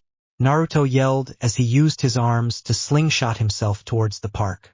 Most men only call me that under my thrall, or when I'm actively seducing them, Amora muttered, watching as Naruto and Janet left to help their big green teammate. You done leering at that rubber idiot? Sasuke asked with an annoyed tone as he and Executioner approached her from an alleyway. Enchantress ignored him as she still looked after where Naruto and Janet left. Enchantress? Executioner questioned, finally getting her attention. Come. Let us make haste towards the battle, Enchantress said before the three vanished in green flames. Central Park. At the park, things were not going well for anyone not named the Hulk. Mostly because Ant-Man was thrown into a statue, and Iron Man was being used as a club to hit Thor. Hulk, calm down. Tony yelled before being clubbed into Thor's face again. Hey big guy, that's not how you treat friends. Naruto yelled as he swung into the park with Wasp flying behind him. Hulk roared at Naruto while he threw Tony away from him before pounding on his chest. Oh, you want to take me on? Naruto asked with a grin. Naruto, not that you're not impressive, but the Hulk might be above your pay grade, Wasp said. Ash looked at Naruto as he cracked his knuckles. Wasp, go take cover and check on the others. Naruto said as he cracked his neck and smiled at Hulk. You can't be serious. Even with that red skin thing you can't win. Janet told him. That's why I'm gonna go up a gear. Hope Tony's bank account doesn't mind paying for the damages. Naruto yelled as he ran at the Hulk while he readied his fist. Up a gear? Wait, you have another power-up? Janet asked but was ignored. Naruto smiled as he put his thumb in his mouth as the Hulk roared and charged at him. Gear third. Naruto yelled before blowing air into his rubber arm. Bone balloon. He yelled as his arm became massive. Easily 3 times bigger than the Hulk. You have got to be kidding me, Tony said with a groan as he stood up and saw this. Gum giant pistol. Naruto yelled as he threw his enlarged fist at the charging Hulk. Only for the Hulk to stop it after being sent back a bit. Well shit, Naruto said. Rearag. Hulk roared as he grabbed Naruto's enlarged fist, and with a pull threw it over his shoulder and slammed Naruto on the ground behind him. I regret nothing. Naruto yelled before being slammed spine first into the ground, only to see the Hulk continue walking towards Thor, as if he were in a trance. Hey Tony, you getting anything weird on the Hulk right now? Naruto asked as he stood back up from the crater as a tiny form. I'm more concerned why you're smaller than a munchkin, Tony said with an amused tone. Oh my god, he's cute. Janet yelled with a smile at seeing this. I'm working on it, damn it. I need some time to revert back to my normal gorgeous self, Naruto yelled as he waved his fists in the air, which just made Janet smile. Hey Janet, focus on the green Goliath and not the chibi, Tony said with a smirk. I'm so pranking you for that, Stark. Naruto yelled still as a chibi. Tony ignored this as he scanned the Hulk with his scanner and saw that there was some kind of weird energy around the Hulk's head, more specifically his eyes. There's some kind of weird energy around the Hulk. It's similar to your hammer, Thor, Tony said as he looked towards the Asgardian warrior. 'Tis dark magic. The Hulk has been enchanted, Thor said with a realization. Great, just what I wanted. A magically enchanted unjolly green giant. Naruto said as he turned back into normal form. Tony flew at the Hulk only to be backhanded away. As the Hulk roared, Ant-Man became giant and slammed his palm onto the Hulk, hoping to contain him. So should we count this as a team-building exercise? Hank asked, thinking Hulk was restrained and was then thrown off unceremoniously. Hey big guy, sun's getting real low, huh? Naruto asked before Hulk grabbed his outstretched arm and slammed him into the ground like a ragdoll. You okay? Janet asked as Naruto got up with a groan. Just my pride is hurt, Naruto said as he got to his feet. You have pride? Tony asked as he got up before they watched Thor try and jump onto Hulk from behind and then get tossed away. Janet flew at the Hulk, sending blasts at his face only for Hulk to clap his hands against her, crushing her before looking down and preparing to punch out the unconscious Wasp. Hey! Naruto yelled as he unleashed his Conqueror's Haki. Hulk looked at Naruto with a glare at this before roaring back. You may be my friend big guy, but if you hurt any of my other friends I'll lay you out like any other villain, so you better be sure before you make your next move, Naruto said with a glare as he hit Hulk again with his Conqueror's Haki. This caused the magic around the Hulk's head to falter and the Hulk to grab his head and shake it a bit. You good now, big guy? Naruto asked the Hulk as he approached him. The Hulk glared at Naruto for a few moments before he backhanded him, sending Naruto into a tree nearby. You die-yik! Naruto yelled before he saw the Hulk leap away after dropping Janet. Well, that went well. Is everyone Okatoni was asking before a giant battle axe was embedded into his armor before falling back. Oh God, who pissed off the Renaissance Fair? Naruto asked, seeing the new arrivals. Before Naruto could move, he was suddenly pulled to the side by an invisible force and was grabbed by Sasuke, who glared at him. Sasuke? Naruto asked, surprised as he saw the teen. Hello loser, Sasuke said before slamming Naruto into a tree back first, making Naruto shout in pain and spit up some blood. You and I have some unfinished business, Sasuke said. What are you on about? I didn't make you leave, you did it on your own, Naruto groaned. Your worthless whore of a mother banished me. I'll send your head to her as a gift, Sasuke scowled. Technically, she said, if you didn't like her decisions there was the door, she didn't actually banish you. You could come back anytime, Naruto said with a groan from the pain. Sasuke growled at this before he threw Naruto into Thor, sending them both to the ground. No. I have a better plan. I'll kill you, then your parents, and then everyone else that doesn't swear loyalty to me from our village, Sasuke said as he dropped his cloak to the ground. I thought you were immune to physical pain, my friend, Thor said as he got up and helped Naruto to his feet. Let's just say his powers are bullshit. He can negate any of my village's powers. When he touches them upside, he takes twice the damage a normal person takes, Naruto said. That's it? Kinda makes him useless against the rest of us, Hank said as he stood up in his giant form over Sasuke. Sasuke glared at this as what looked like living darkness sprang to life around him. Let's test that, shall we? Tony's sensors started going nuts at this. Get out of the way. Tony yelled out to his team. Why? Hank asked, confused at the worry. Black hole. Sasuke yelled as she sent his darkness along the ground towards them. Luckily, Naruto grabbed Wasp and leapt into a faraway tree before grabbing the rest of the team and bringing them up, away from the darkness on the ground. I still do not see the threat, Thor said before they all watched as the other trees and park decorations, even the statue, were absorbed into Sasuke's darkness, as if they were never there. How about now? Naruto asked flatly. Liberation. Sasuke yelled out as his darkness came out of the ground and spat out everything that his darkness has consumed at the Avengers. Any strategies, Whiskers? Tony asked as they all scattered to avoid the attack.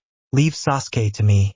You guys take down the medieval reject and the sexy, leggy blonde chick, Naruto told them. The what? Tony asked as Naruto jumped down and sent a Haki-infused fist into Sasuke's face, sending the emo flying. Gah! So you finally learned Haki, yeah, you dope? That which wasn't lying, Sasuke said as he wiped his lip and saw he was bleeding. Yeah, funny thing about your powers. Since you take double damage and Haki cuts through your negation, you're pretty much in for a world of hurt, Naruto said with a smirk. Look who's all grown up and acting cocky now, Sasuke scoffed before he stood up. You never once could beat me in 1,000 years. Your Haki changes nothing. I'm still your superior in every way, loser, Sasuke said. I'm not the same kid anymore, Sasuke. Sorry that your god complex is still the same as it's always been. Or is this whole thing because you're overcompensating for not having anything between your legs? Naruto asked with a smirk as he switched to gear 2. I'm gonna start peeling off your skin piece by piece. I'm not sure when I'll stop, Sasuke said with a growl as his eyebrow twitched violently. Didn't deny it. Naruto cackled before sending a Haki-infused kick into Sasuke, who blocked with his Haki-infused arm. You may have speed, dope, but I can tell what you're gonna do thanks to my observation Haki, and you being predictable, Sasuke said with a haughty smirk. Nutcracker. Naruto yelled, sending a Haki-infused knee into Sasuke's crotch as he monologued. Ahawa! Sasuke screamed in pain from the hit. Mom always did teach me to aim for the groin constantly. Remember? Naruto asked with a smirk at the kneeling in pain Sasuke. Damn you! Sasuke groaned as he laid on the ground. Well, hey, you finally proved you have a set, or at least you did. I think one of them popped. Naruto chuckled. I believe we should retreat, Amora said as she and Executioner were not faring well against the Avengers as the Hulk had returned for payback. Hulk roared as he backhanded Executioner and took a swing at Amora. But before the blow could hit her, Naruto appeared in front of her and took the hit with his gum-gum balloon. Amora's eyes widened at seeing this before she composed herself and used her Magto make her Executioner and Sasuke disappear in green flames. Shit kid, are you being controlled now? Tony yelled at this. No, Naruto said as he deflated himself back to normal. Okay then, I have a very important question. Why in the would you take a hit for a villain? Tony yelled at Naruto. 'Cause it would have seriously hurt her and I don't kill period. Besides, I wanted to bring her in for questioning. This all seems weird that they targeted us after we just became a team. Whether they knew Thor or not, they played us. I had questions. And let's be real. Hulk would have killed her in his rage. Can't really blame him, admittedly, Naruto said as he looked at Hulk. He's right, Tony. Besides, we need to get Janet medical attention, Hank said as he shrunk down to his normal size. The Enchantress has only ever found joy in causing me pain. Regardless of reasoning, you have won the day, friend Hulk. Truly thou art a warrior to be reckoned with. For few can resist the Enchantress' charms. Thor said, placing a hand on Hulk's shoulder only for Hulk to shrug it off. It wasn't me, it was him, Hulk said firmly as he looked at Naruto, and nothing's changed. You all thought I was a savage monster. You were gonna take me down, Hulk growled. Hey, I only got mean 'cause you hurt Janet. I'd do the same if someone hurt you. Which reminds me, next time I see that lady, I'm slugging her for messing with your mind, Naruto said with a scowl as he made a mental note. You're all no different from Ross and S.H.I.E.L.D. Except they're honest about it. Hulk scoffed before he started to walk away and leapt into the air away from them. Well, that went well, Tony said with a sigh at this. I'm sure he will be back, Naruto said with a smile. You just like looking on the bright side, don't you, Whiskers? Tony asked.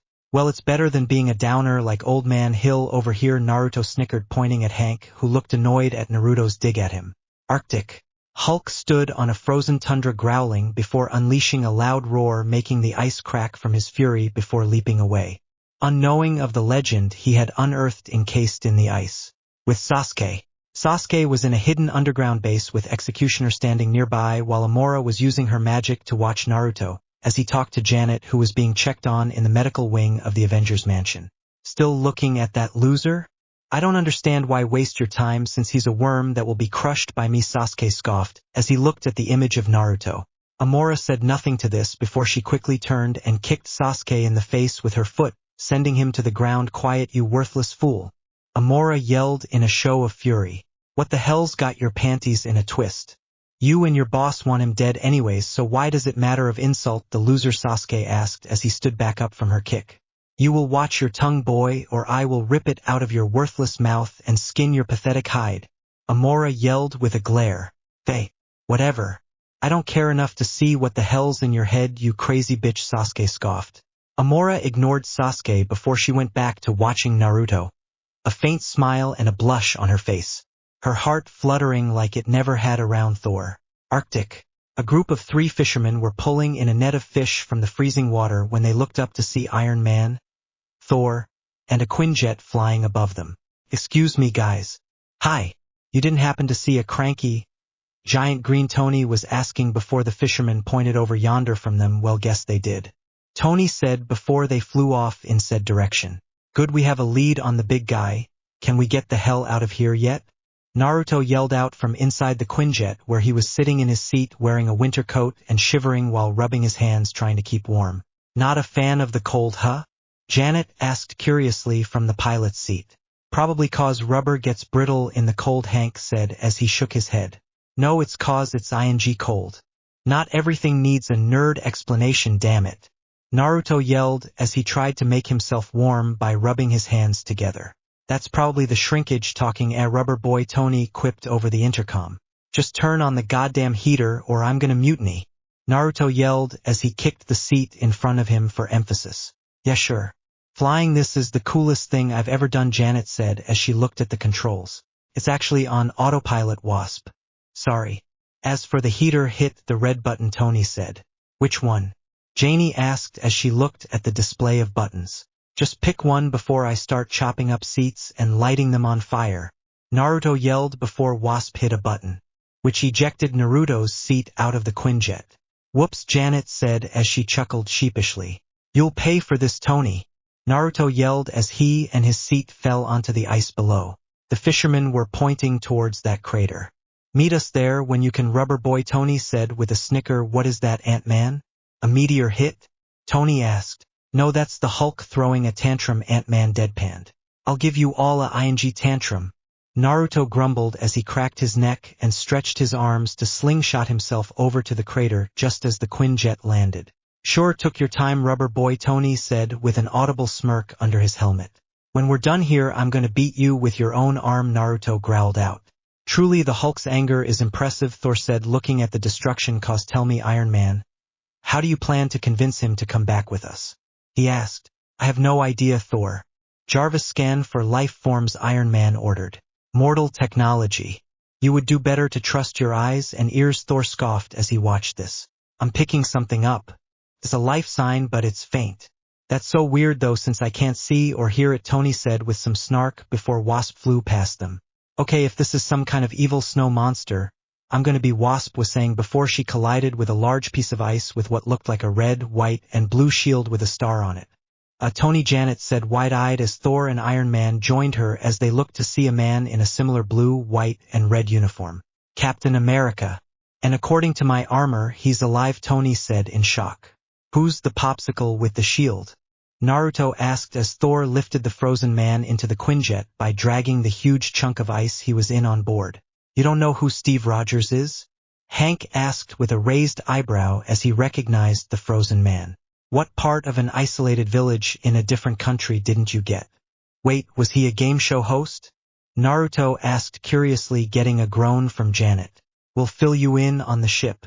Get on, Tony ordered. Oh hell no. Not so you can ejector seat me again, you, Naruto said with a head shake. Just get in the jet, you loon, Janet said as she flew past him and into the jet. Hey, that's not fair. The voices in my head tell me I'm great, Naruto said with a smirk. Oh? What do they say about me? Janet asked with a smirk back. Too good for the workaholic, Naruto said as he walked past her. Janet blinked in surprise at this, as while she had been hanging out with Naruto lately to try and make Hank jealous, she didn't actually expect Naruto to flirt back. You two can flirt later after we unfreeze the captain, Tony said as he closed the Quinjet door and made it fly away from the Arctic. Later. 2 hours later, the Quinjet was making its way into New York airspace and Janet had just finished explaining who Steve Rogers was to Naruto. So let me get this straight. This guy is the super soldier that every single other secret government agency keeps trying to base their terrible super soldier experiments on. Naruto asked, getting a nod. Huh, so he was like the first real superhero, cool, Naruto said with a smile at this, as he could respect that, and his whole deal was beating up Nazis with a shield? Naruto asked curiously. Well, the shield was unbreakable, and from what I heard, he could throw it around like a frisbee, Janet said as she nodded. Not bad. I may have to spar with him. See how my hockey does against his shield, Naruto grinned in anticipation. Plan that later, I think he's waking, Hank was saying before Captain America shot up and headbutt Hank in his helmet, sending him flying into the pilot's seat before he sent a kick at Thor's face and leapt off the medical table. Whoa, wait. Everything's, Tony was saying before Captain America sent the table into Iron Man, pinning him to the wall. Okay, Captain, you're safe, Tony groaned out. You're with friends. What are you, some kind of Hydra automaton? Captain America questioned. Automaton? That an old man's word for a drunk robot? Naruto asked with a laugh. You want to help, Rubber Boy? Tony asked with an annoyed tone of voice. I was gonna let this play out. See how it went first, Naruto said with a smile at this. Listen, you've been frozen in ice for decades, Tony said as he tried to explain the situation. You're creative. I'll give you that, Cap said with a firm look. Where have you taken me? Where's Bucky? Cap demanded. I'll do you one better. Who's Bucky? Naruto asked curiously, as while he had heard a lot of odd names in his life, this was a new one for him. Calm yourself, Captain.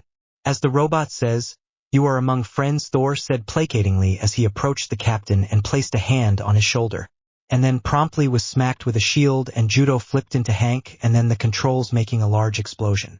This caused the Quinjet to go out of control and start to fall towards the Statue of Liberty. As it flew off, the awakened Captain America opened the ramp hatch and dove out into the water below before swimming to the Liberty Island. "Oi! That was unnecessary," Naruto yelled out as he tried to stay on his feet. "Then go after him, you ramen enji fool," Hank yelled. "Disrespect ramen again and I will make you suffer," Naruto growled. "Naruto, come on," Janet yelled as she flew out of the jet after Cap. "On my way," Naruto yelled as he pumped his legs and went into gear second and shot after Janet out of the jet. He shot himself down towards what looked like a memorial where he saw Cap talking to Janet. "We don't want to fight you," Janet tried to tell him.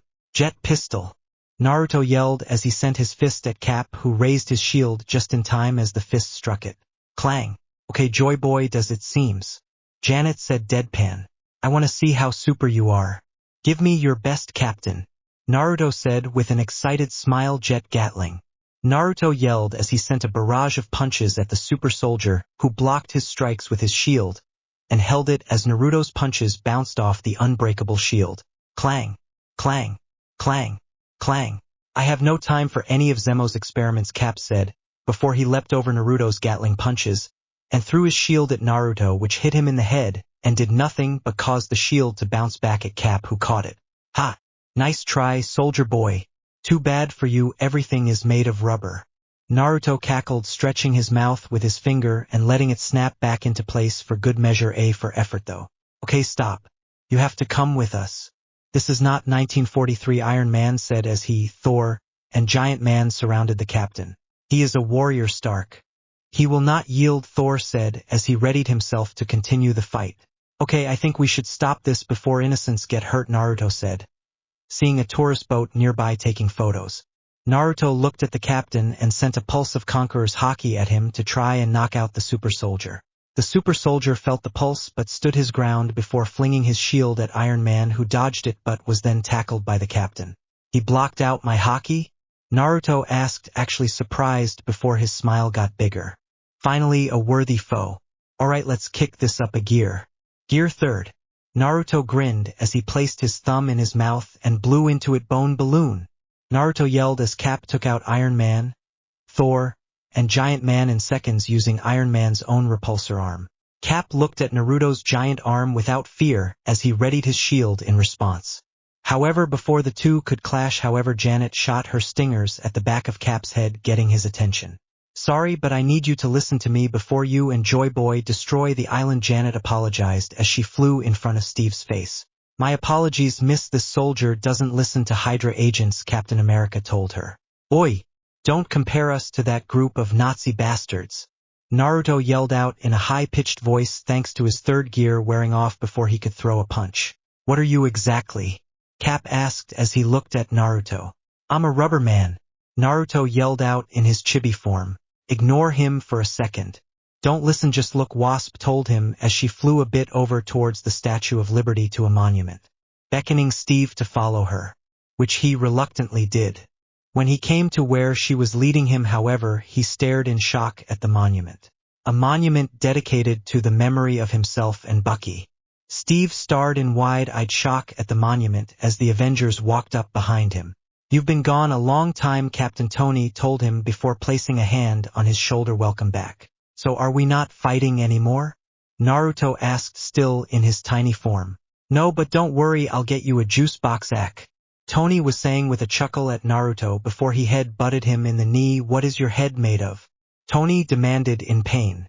"You're a brilliant scientist, figure it out, chump," Naruto told him as he turned back into his fully grown self again but grabbed his stomach and groaned. "You doing okay?" Janet asked as she grew back to regular size. "Gear third makes me incredibly hungry. When I trained with it back home, I ate my village's food supply," Naruto admitted. "We'll get you some food back at the mansion. Till then, eat Hank or Thor first," Tony told him as the Quinjet landed nearby. "Ha ha ha," Naruto deadpanned as they all got on the jet. Back at the mansion, the Quinjet landed in the hangar of the mansion as Tony was filling in Captain America or Steve Rogers on stuff he had missed. "So we won the war," Steve said, absorbing the info as they descended the ramp of the Quinjet. "Thanks in part to you," Tony told him as they all led him inside. "So Hydra's gone?" Steve asked curiously. It's complicated. Tony responded sheepishly. I've had Jarvis prepare a room for you until we get everything sorted out. You've been gone a long time, Cap, Tony told him. I'm sure he can bounce back given time.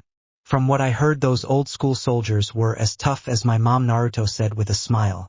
Welcome back, Sir Jarvis greeted Tony as they walked further in getting Steve's attention. The building has its own voice. 'Tis very disconcerting, Thor helpfully explained to Steve. It's friendly though. It may be a huge jump admittedly, but you'll manage, Naruto told Steve as Tony led them to the assembly hall. There's something I need to show you, Tony told Steve as a hologram displayed. My dad used to tell me stories about you when I was a kid. You were an inspiration to me, Tony told him as a hologram displayed a newspaper headlined with Captain America Fallen. And a nation's heart falls with him. Whoa, he was that big, huh? Naruto asked Janet with a grin as he looked at the newspaper. That's some poor reporting, Steve said, looking stoically at the newspaper article. But if I survived, maybe Bucky, Steve started to say with some hope in his voice before Tony placed a hand on his shoulder. I'm sorry, Cap. Every kid in school learns that Captain America and Bucky sacrificed their lives to stop the Red Skull. It's a miracle you survived, Tony told him apologetically. Hey, crazy things have happened. If Cap survived, then maybe Bucky did. Heck, he probably just stayed under the radar and lived a full life, Naruto said, trying to cheer Steve up. No. Bucky's gone, Steve sighed out. Everyone I ever knew. My whole world. It's all gone, isn't it? He asked sadly before he took his shield off and placed it on the table before walking away. Not gone, more moved on. But I would think the world could still use someone like you, Naruto said, firmly getting everyone's attention. If it's moved on, I doubt it, Steve said before walking off. Are you kidding? Hydra is still around. You have assholes trying to lock up people for being different. The world could use a bit of old-fashioned again, Naruto said seriously. Wait, what? Steve asked, passing at this and turning to look at Naruto with a surprised look on his face. Come on and I will explain while I show you to your room, Naruto told him as he led Steve away from the assembly hall. I can't believe he'd just give up, Janet sighed out sadly. Give him some time, Jan, Hank told her just as an alert came on the screen. Alert.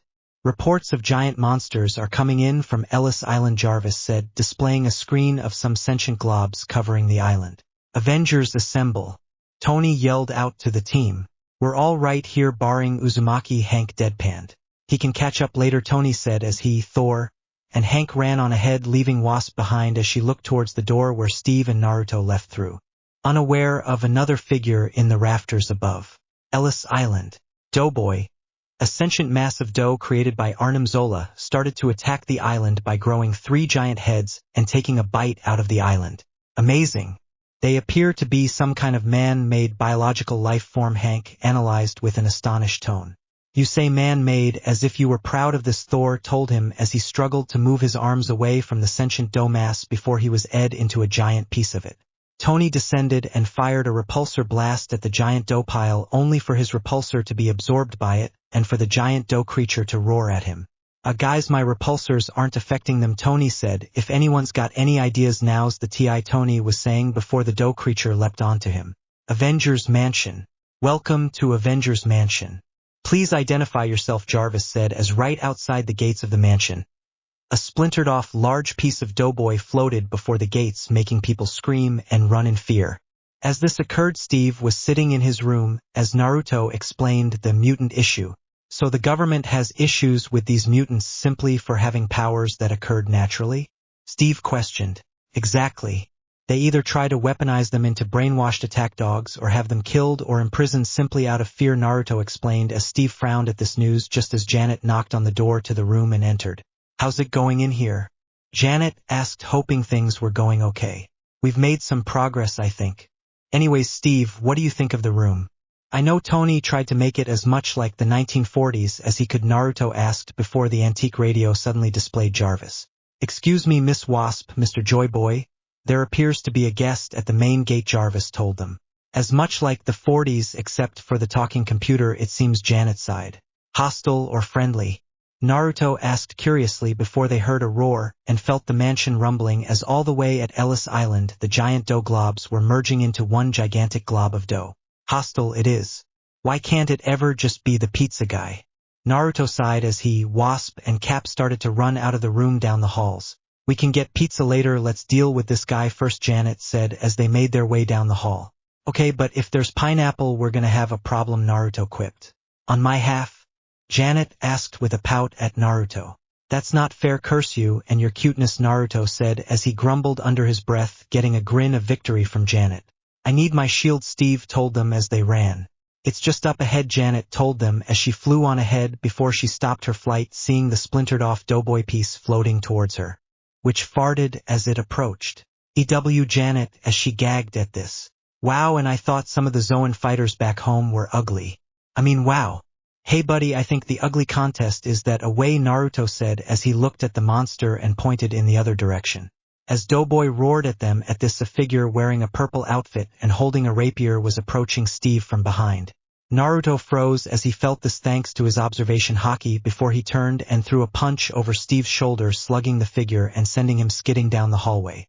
What the? Steve asked, looking before his eyes narrowed after he saw who Naruto had slugged. Zemo.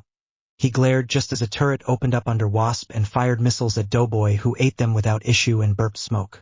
Ugh, you're fat and disgusting, Janet shuddered, and lucky for me, slow, Janet said before flying at him, firing her stingers at the dough blob, who roared in pain and started to gain speed chasing her. Okay, maybe not slow, Janet admitted, flying away. Well, now it has been too long, my old enemy, Zemo said as he drew his blade. Who's the guy with the sock puppet mask? Naruto asked Steve. Baron Zemo. A leader of Hydra, Steve said, glaring at Zemo. This guy? He looks like a Sesame Street character on a budget, Naruto quipped. I am a high-ranking officer of Hydra, so watch your tongue before I cut it out of your insolent mouth, boy, Zemo said as he glared at Naruto. Really? What are you gonna do? Start the Muppet Show? Naruto asked with a smirk as he saw he was getting to Zemo. Ha! Janet yelled, laughing at this before Doughboy leapt at her and opened its mouth, swallowing her whole. Perhaps you should have worried more about her than my appearance, Joyboy, Zemo mocked as Doughboy grabbed Janet. Shit! Janet! Naruto yelled as he turned to see this.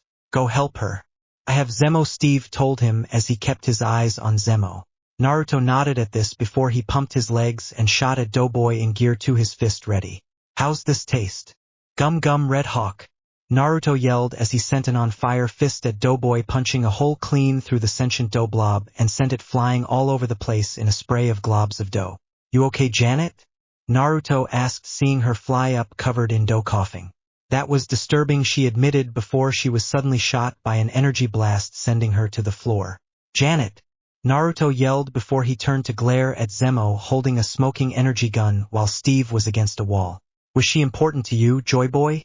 Zemo asked with a mocking tone before suddenly, he hunched over as he was sent flying into the end of the hall after Naruto slugged him hard in the stomach, which he didn't see coming thanks to him being in second gear. All of my friends are important to me, you sock puppet, reject. Naruto yelled before he sent a volley of fists at the Hydra leader. Zemo was unable to react to the hits, slamming him into the wall. I'll make you pay, you bastard. Naruto growled out as he brought his fist back before it lit on fire. Red Haw, Naruto was saying before an energy blast from Zemo's pistol hit him, sending Naruto flying to the ground next to Janet, unconscious. Good to know energy-based weapons work on your rubber body, Zemo said as he got up and wiped his chin, and luckily for you I have other prey to end first, Zemo said before turning towards Steve and bringing his gun at the captain, who dodged the laser blast and sent a flying kick at said gun, disarming Zemo of his firearm before sending Zemo to the floor with his boot, pinning down the Hydra leader. Excellent. I was worried you wouldn't be, as I remember you, Zemo told the glaring Captain America. I wouldn't want you to be anything less than perfect for this, Zemo told him before booting Steve off him and springing back onto his feet and kicking his sword up into his hand. All these years, I thought the Red Skull had defeated you. Now I can finally have my revenge. Zemo exclaimed with insane glee before charging the captain with his blade to impale him. Steve dodged out of the way of the blade only for Zemo to kick him in response. The two enemies circled each other, trying to see the other's weaknesses. How are you still alive, Zemo? Steve demanded of the Hydra leader. Death means nothing to me, Zemo responded. I have evolved my body over the years while you remain as you ever were. Zemo told him before rushing at Steve and sending slashes in quick succession at the captain, even slicing the star symbol on his chest, to which Steve tried to punch him for only to be slashed again, falling to the floor in pain. You are alone, Captain, a relic in this world. Arnim Zola's creature will deal with your new friends, but you, let the skull have Bucky. Your life is mine to take, Zemo yelled, leaping into the air and trying to impale the downed Steve. But before the blade could strike Steve, suddenly Steve's shield was thrown into its path and embedding itself into the wall, causing the blade to bounce off from the shield. Steve stood up and looked at his shield before he looked up at the rafters of the hallway and saw a figure in all black that looked like his outfit was designed like a panther. The figure leapt away as Steve put on his shield. "Alright, Sockface. You wanna fight? You've got one," Steve told Zemo with a glare before rushing at the Hydra leader, blocking his sword swing before kicking Zemo in the gut, sending him skidding. Steve then spun and threw his shield, which Zemo ducked under before it bounced off the ceiling and hit the Baron in the back of his head, making him fall to the floor. Steve leapt onto Zemo as he hopped back onto his feet, and the two entered a struggle with their respective weapons, only for Zemo to reach behind his back and pull out something. As he did this, Steve stabbed Zemo's sword into the wall and kicked it to pieces before slugging Zemo onto the floor. "Give up, Zemo," Steve ordered as he looked down at his old foe. "Never," Zemo said. "This is my world, and you don't belong in it. I may not know a lot about the future, but I know one thing about the past. You lost the war. You'll always lose. Whether I'm here or not," Steve told him as Zemo pulled out what looked like a remote and clicked a button on it before flinging it at the unconscious Naruto and Janet. Steve quickly ran at the unconscious heroes and jumped, using his shield to block the explosion from the detonator, all while an injured Zemo fled the scene as the explosion occurred. "Oh my head. Where's Sockboy? I'm mad and need an outlet," Naruto groaned as he got up along with Janet. "What did I miss?" Janet asked before seeing everything was on fire while what looked like robot drones flew in with fire extinguishers. "I'll explain on the way. Your team is in trouble," Steve told her. "Thank God for Jarvis, 'cause I did not want to explain why the place is on fire," Naruto said as he got up. "So wanna explain how your punch can be on fire instead?" Janet asked as they made their way to the elevator to the garage. "No," Naruto told her with a grin. "I need some secrets, my dear," he chuckled as they made their way to the hangar, Ellis Island. As Thor, Iron Man, and Ant-Man struggled to face off against Doughboy, Thor kept blasting the creature with lightning, which made it grow. "Thor, stop. Electricity is making it grow," Ant-Man yelled from the living dough surrounding his body. "This creature made from your earth science is worse than any monster I have faced," Thor yelled before he was swallowed up by the dough. "Someone do something," Tony yelled as he struggled to escape the grasp of the dough before he was pulled back down. Before he was fully pulled back inside, a familiar shield cut him free from the dough grip and flew back towards its owner on the ramp of the Quinjet along with Wasp and Naruto. As Thor stopped summoning lighting, the Quinjet flew over them and stopped, letting Wasp fly out, who started firing at Doughboy, making him yell in pain. Naruto meanwhile cracked his neck before he entered gear 2. "Save some for me, Janet." "Gum gum jet Gatling," Naruto yelled as he jumped down and started to punch at the giant mass of dough with hockey-infused punches. Janet's stingers and Naruto's hockey-infused hits started to weaken the giant glob of dough to the point Steve was able to pull Tony out of its clutches, while Hank and Thor also feed themselves. "Thanks," Tony told the captain as they flew to meet with the others. "We're not done, soldier. This is one of Arnim Zola's genetic freaks," Steve explained. "Zola?" "Of course," Hank said with a frown at this. "I should have recognized his work. That's why Wasp stingers are so effective. Their bioenergy.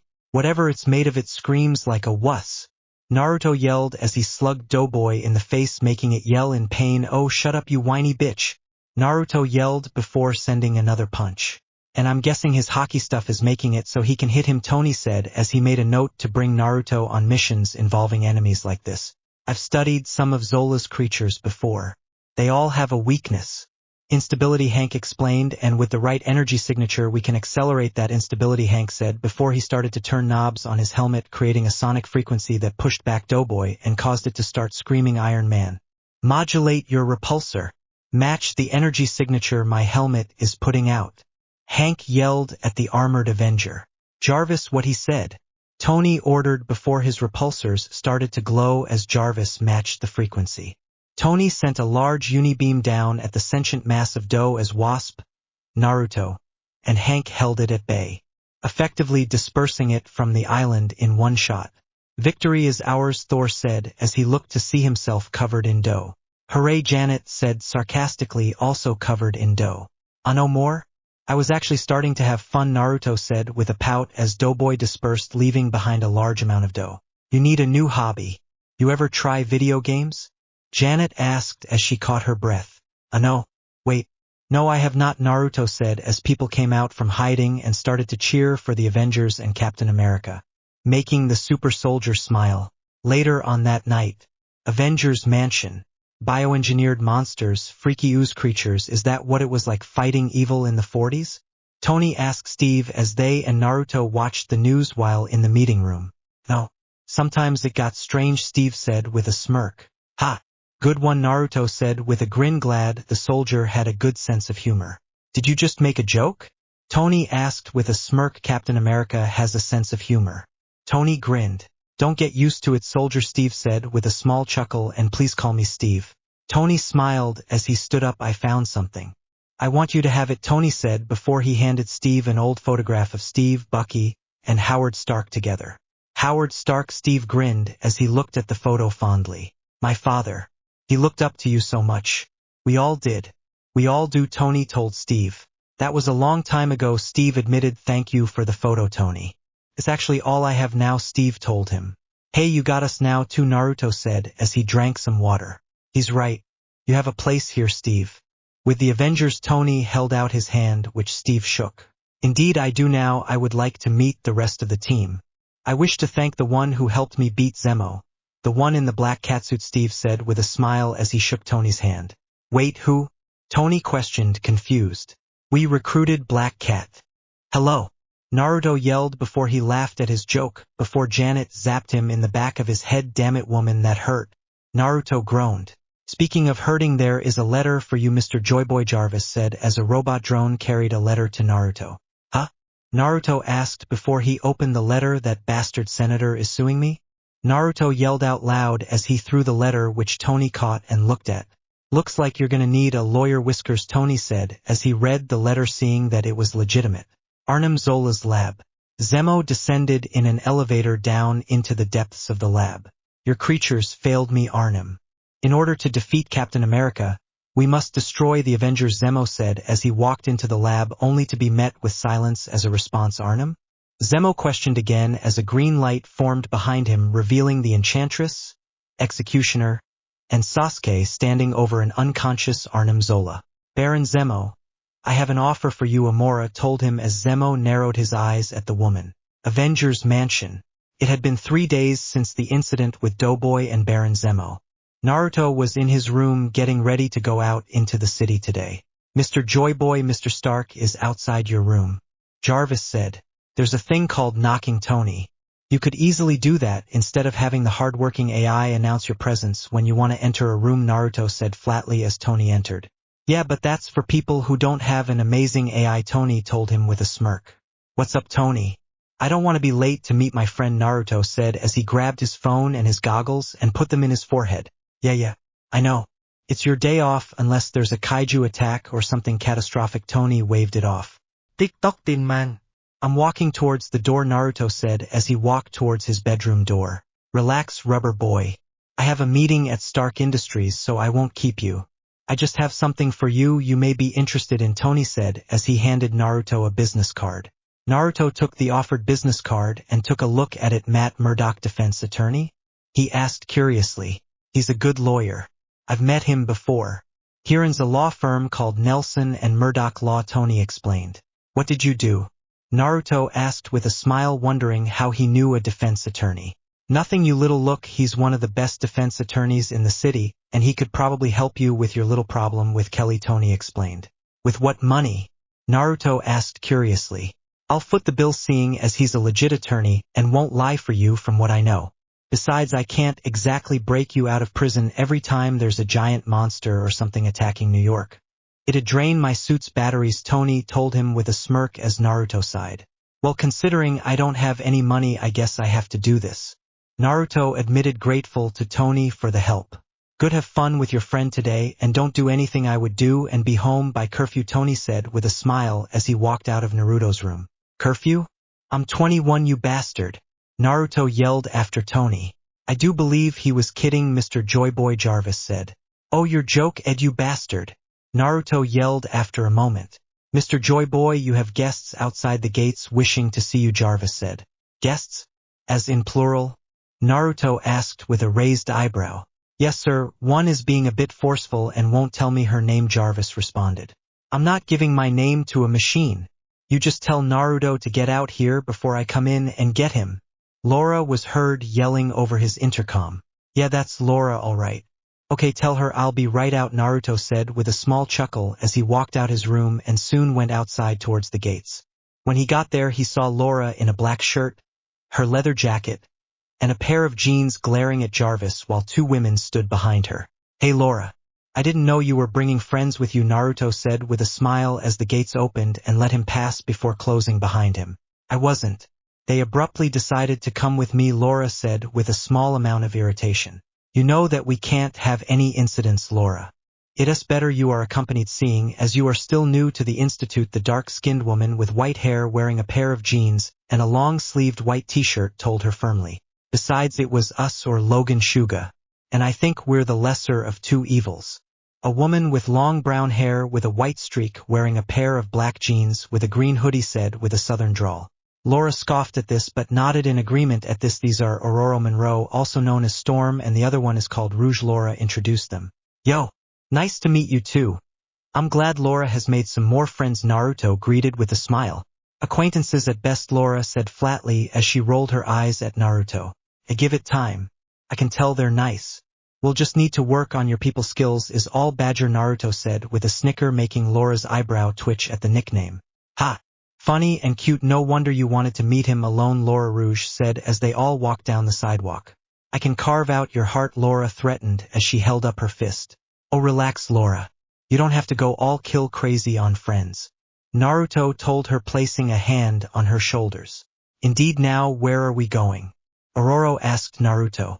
Well, I have to meet with a lawyer at some point in Hell's Kitchen, but until then I'm down for whatever you all would like to do, Naruto said with a smile. Lawyer? Laura questioned with a raised eyebrow. Yet turns out slugging a senator in the face gets you sued. Go figure, Naruto shrugged with a grin. Laura scowled at this as her claws came out. I think you might want to keep those hidden, Badger, Naruto told her, seeing them come out since they were in public. I'll make them disappear inside of the senator's throat, Laura growled out. Or you could testify that Kelly provoked him, seeing as you were there, Rogue pointed out. Laura stopped growling at this before she sheathed her claws. I can do that too. I mean, he was talking shit, but I don't think the court will believe that's provoking me, Naruto admitted. It's fine, we'll try the testify idea, and if it fails I'll slice the senator's skin off, Laura said, as if talking about the weather. I think you guys need to help her get out of the kill them mentality, Naruto said to Aurora and Rogue. Would you believe this is actually better than when she first arrived? Rogue asked with a smirk. You're kidding me, right? Naruto asked curiously. Nope, she tried killing her dad and had to be knocked out mentally after she kicked several of our asses, Rouge said with a wince at the memory. I believe Bobby just returned to training yesterday after she broke his jaw, Aurora admitted. Punk ass has a glass jaw, plus he shouldn't have called me thick, Laura grumbled out. Well, he's not wrong. I mean, damn, Naruto muttered under his breath. I can hear you, Laura told him flatly. Shit, was that not my inner thought? Naruto asked as he chuckled nervously. Okay, let's go see this lawyer Shuga. We don't want Laura giving you conjugal visits. Rouge said with a smile as she pulled Naruto along the sidewalk. I may kill her one day, Laura said flatly as Aurora sighed at Laura's anger issues and aggression. Hell's Kitchen. Naruto and his friends walked into a law office, and the first thing he saw was a young woman his age sitting behind a desk. She had brown hair tied up in a buns. She was wearing a black blazer over a white button-up shirt and a long black skirt with a set of black heels. On her desk was a nameplate with the name J. Walters. Hello, welcome to Nelson and Murdoch Law. Do you have an appointment today? The woman asked as she looked up from her desk, showing she had green eyes before she looked at Naruto, surprised. No. I actually wish to stop in as I recently received a letter a few days ago that I'm being sued and my friend suggested I come here, Miss Walters, Naruto admitted. I take it you got the referral from Mr. Stark, Joyboy? Jennifer asked, recognizing the hero of the Avengers. Oh good, I don't need to worry about who I am then. Great. Anyways, I have a court summons in about 2 weeks. I've been trying to meet with lawyers, but every time I mention my name they scream no way in hell and then hang up. Well, you did slug a senator, Mr. Uzumaki, a male voice said. getting their attention as a man entered the lobby wearing a gray suit, a pair of red-tinted sunglasses, and holding a mobility cane. "Sorry for the sudden guest, Mr. Murdoch," Jennifer said as she greeted the man. "It's fine, Jennifer, and I told you to call me Matt. We're future colleagues even if you're an intern for now," Matt said with a smile as he didn't look at Jennifer. "So you're not gonna help him?" Laura asked as she scowled at the man.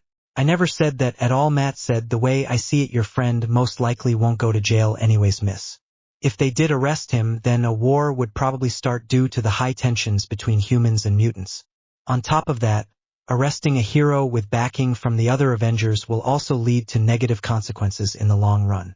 "Oh, he's good," Rouge whispered to Aurora, clearly impressed with Matt. "Thank you, miss. Now, Mr. Uzumaki, the most likely scenario if you lose is you'd have to pay a large fine and pay for damages to the senator should you lose the case," Matt explained. "However, considering the senator's penchant for causing public distrust against mutants and mutant supporters, there's a slim chance of actually winning the case should we accept it," Matt explained. "I see. Is there any way you guys would be willing to take the case?" "I'd rather have you guys get the money compared to a bigot," Senator Naruto admitted. "We have a new case. It's about time. We have bills." A male voice yelled as a man entered the office. He was an older man with a chubby face and brown hair. "I'm seeing if the case is one we should take," Foggy Matt responded. "Oh wait, is that Joyboy?" the man named Foggy asked as he entered and looked at Naruto. "Yeah, that's me," Naruto said as he stretched his cheeks for emphasis. "Oh, we're so taking this case," Matt Figgy said with a grin. "You are?" Naruto asked, surprised as he let go of his cheeks, causing them to snap back into place. "We are?" Jennifer asked, also surprised. "Well, you seem to be a good person, Mr. Uzumaki, so I can see taking your case," Matt said as he nodded at this. "Besides slugging that bag, Kelly was awesome. Now about pay," Foggy was saying before he was cut off. "Tony Stark agreed to pay for me. Forward the bills to him," Naruto said as he smiled at Foggy as he already liked this guy. "This is the greatest day of my life," Foggy said with a big smile on his face. "Very well, Mr. Uzumaki. Let's us go over your case," Matt said as he walked towards an office. "And watch your step, there's a small puddle by the water cooler," Matt said as they followed him. The trio paused and looked down. "How did he do that?" Naruto mused to himself. "I'm a really good lawyer. And I could hear the water escaping." "Jennifer, can you call a cooler repairman when you have a moment?" Matt asked his intern with a smile. "Already did that, Matt. They should be here tomorrow," Jennifer said as she nodded. "Good, that means you can assist me with Mr. Uzumaki's case. It'll be good practice." "Foggy can clean up the water," Matt said as he led them into his office. "Normally I would argue, but I agree, let the rookie get her feet wet." "Meanwhile, I'll also get my feet wet," Foggy joked as he went to grab some towels to soak up the leaking water. 1 hour later. "Well, that was a lot of talking," Rogue said as her, Aurora, Laura, and Naruto exited the law offices. "Hey, I'll take any help against that wad, Kelly. Now where would you lovely ladies like to go? This is supposed to be a day to have fun after all." Naruto offered as he looked at them. "Well, let's see. There was a karaoke club not too far from here," Aurora suggested. "Not happening," Laura said with a firm tone. "Oh, come on. That actually sounds like fun," Rouge said as she looked at Laura. "You sure you don't want to do that?" "I'm sure you have a beautiful singing voice," Naruto told Laura. "Oh, fine, but I reserve the right to lip-sync," Laura said as she rolled her eyes. "That's the best offer we're gonna get, huh?" Naruto asked, getting a firm nod. "Okay, let's go," Naruto exclaimed with a grin. Suddenly Naruto's pocket started shaking, and when he reached inside it he saw it was his Avengers badge. "I gotta answer this. What is it, Janet? Is a giant monster attacking New York again?" Naruto asked the card. "Naruto, we need help. We were chasing AIM and we're at their base. Some weird floating head thing is trying to kill us and they're doing some crazy experiment or something. Get over here." Janet yelled over the card before an explosion sounded and the connection ceased. "Looks like your friends need help," Suga Rouge said as she frowned a bit at their plans being interrupted. "Yeah, sorry ladies. We can do karaoke after I return if you want," Naruto offered. "It's quite all right. Would you like us to help you?" Aurora asked. Naruto raised an eyebrow at this before he looked at Laura. "They will be fine, they are X-Men. Besides, I have some pent-up aggression and this sounds like a great outlet," Laura said as she cracked her knuckles. "Really? Only some pent-up aggression? Also, they're women, so why are they X-Men?" Naruto asked, confused at the name. Man, as in humans, Ororo was saying before she was cut off. Is the team name really the thing you should be worrying about at the moment, Suga? And how are we gonna find your friends? Rogue asked flatly before she looked at Naruto. Right. The cards display our locations to each other.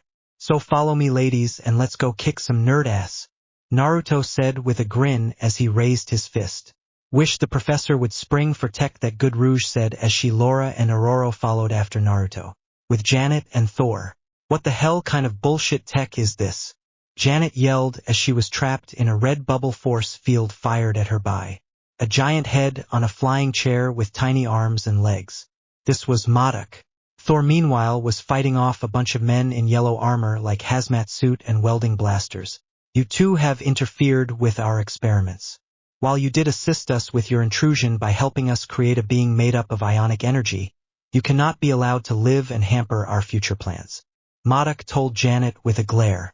You know it's impossible to take you seriously considering you look like a giant head on a baby's body, Janet smirked as she looked at Modok. Silence, interloper. Modok growled out and prepared to shrink the force field and crush Janet while Thor was being swarmed. Only for the laboratory to suddenly shake. Suddenly the wall above them was bashed open, making a hole as Naruto, Ororo, Rouge and Laura fell into the base, landing safely thanks to the wind cushion Ororo was making for Laura and Rouge, while Naruto fell a few feet away from them, heading towards a horde of AIM soldiers. Knock knock, bitches! Naruto yelled as he pulled foot back as he fell, and let it stretch high above him as he was above some of AIM's soldiers' gum battle axe. He shouted as he slammed his leg down on a group of AIM soldiers, sending them flying from the force of his attack. Hey, sorry for the wait, guys. I brought some backup, so you two can sit back. And what the hell is that? Naruto yelled, seeing Modok. Oh god, it's sentient golden egg. Does Willy Wonka know you escaped his factory? Naruto asked Modok. Laura snorted at this as she stabbed one of the AIM soldiers before she kicked one in the chest, stabbing him with the blade from her foot. Fascinating. Claws like a lioness. I must use her for my experiments, Modok said, ignoring Naruto's joke.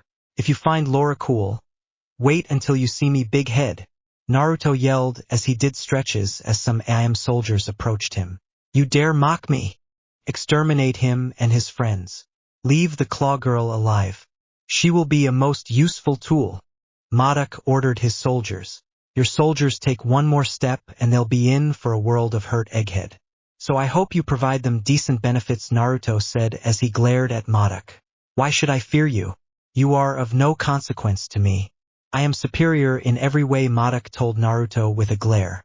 You look like you were hit in the face with a hot shovel. Rouge said as she grabbed an AIM soldier and threw him into another one before taking his blaster and firing on his fellow soldiers. Ha! I like you, Rouge. Naruto laughed as he stretched his arm back. Behold my secret technique. Gum. Bitch slap.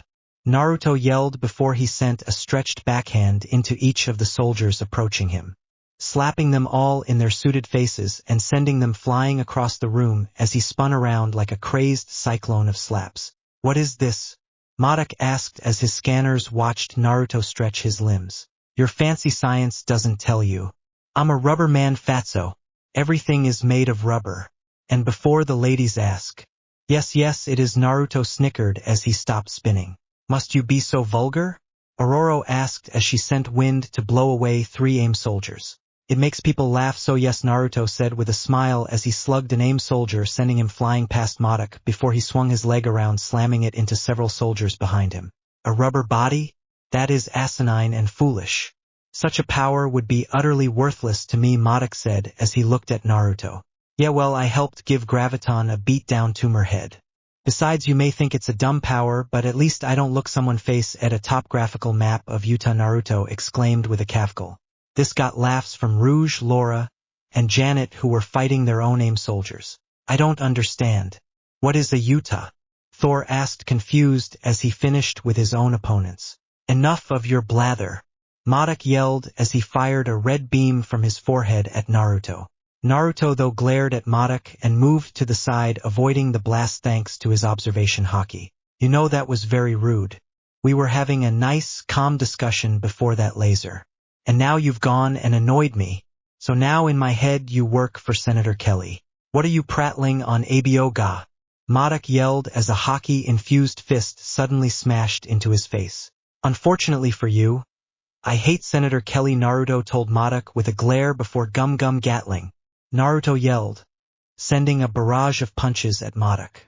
Each hockey-infused hit making Madoc scream and grunt in pain as he was pummeled into a wall, slowly destroying it as Naruto's barrage sent him through it. Master Madoc! Some of the AIM soldiers yelled as they ran over to their master. This doesn't make sense. Rubber shouldn't do this, Madoc groaned as his men helped him up. Okay, let's put it in math terms. X is me whooping your ass, you punk bitch. Madoc scowled at this as he tapped a button on his chair, beginning self-preservation subroutine. Madoc said, typing on his chair as a metallic wall enclosed around the hole he was just sent through. Running away is a subroutine? Who knew computers were such cowardly bitches? Naruto yelled as Thor flew over and slammed his hammer against the wall, but it barely did anything. "'Tis a tough wall this mortal creature is using," Thor said as the base started to shake as debris started to fall around them. "A storm, is this you?" Rogue asked as she looked. "No, it is not me," Aurora responded, confused on why the base was shaking so much. "The entire base, it's a ship," Janet exclaimed as she looked up to see rocket-like engines on the ceiling coming down. "Man, would Hank love that," Janet said as she looked at the ceiling.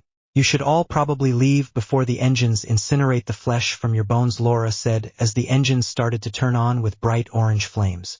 "Thor, make an exit," Naruto yelled as he grabbed Laura and Rouge and jumped out a window.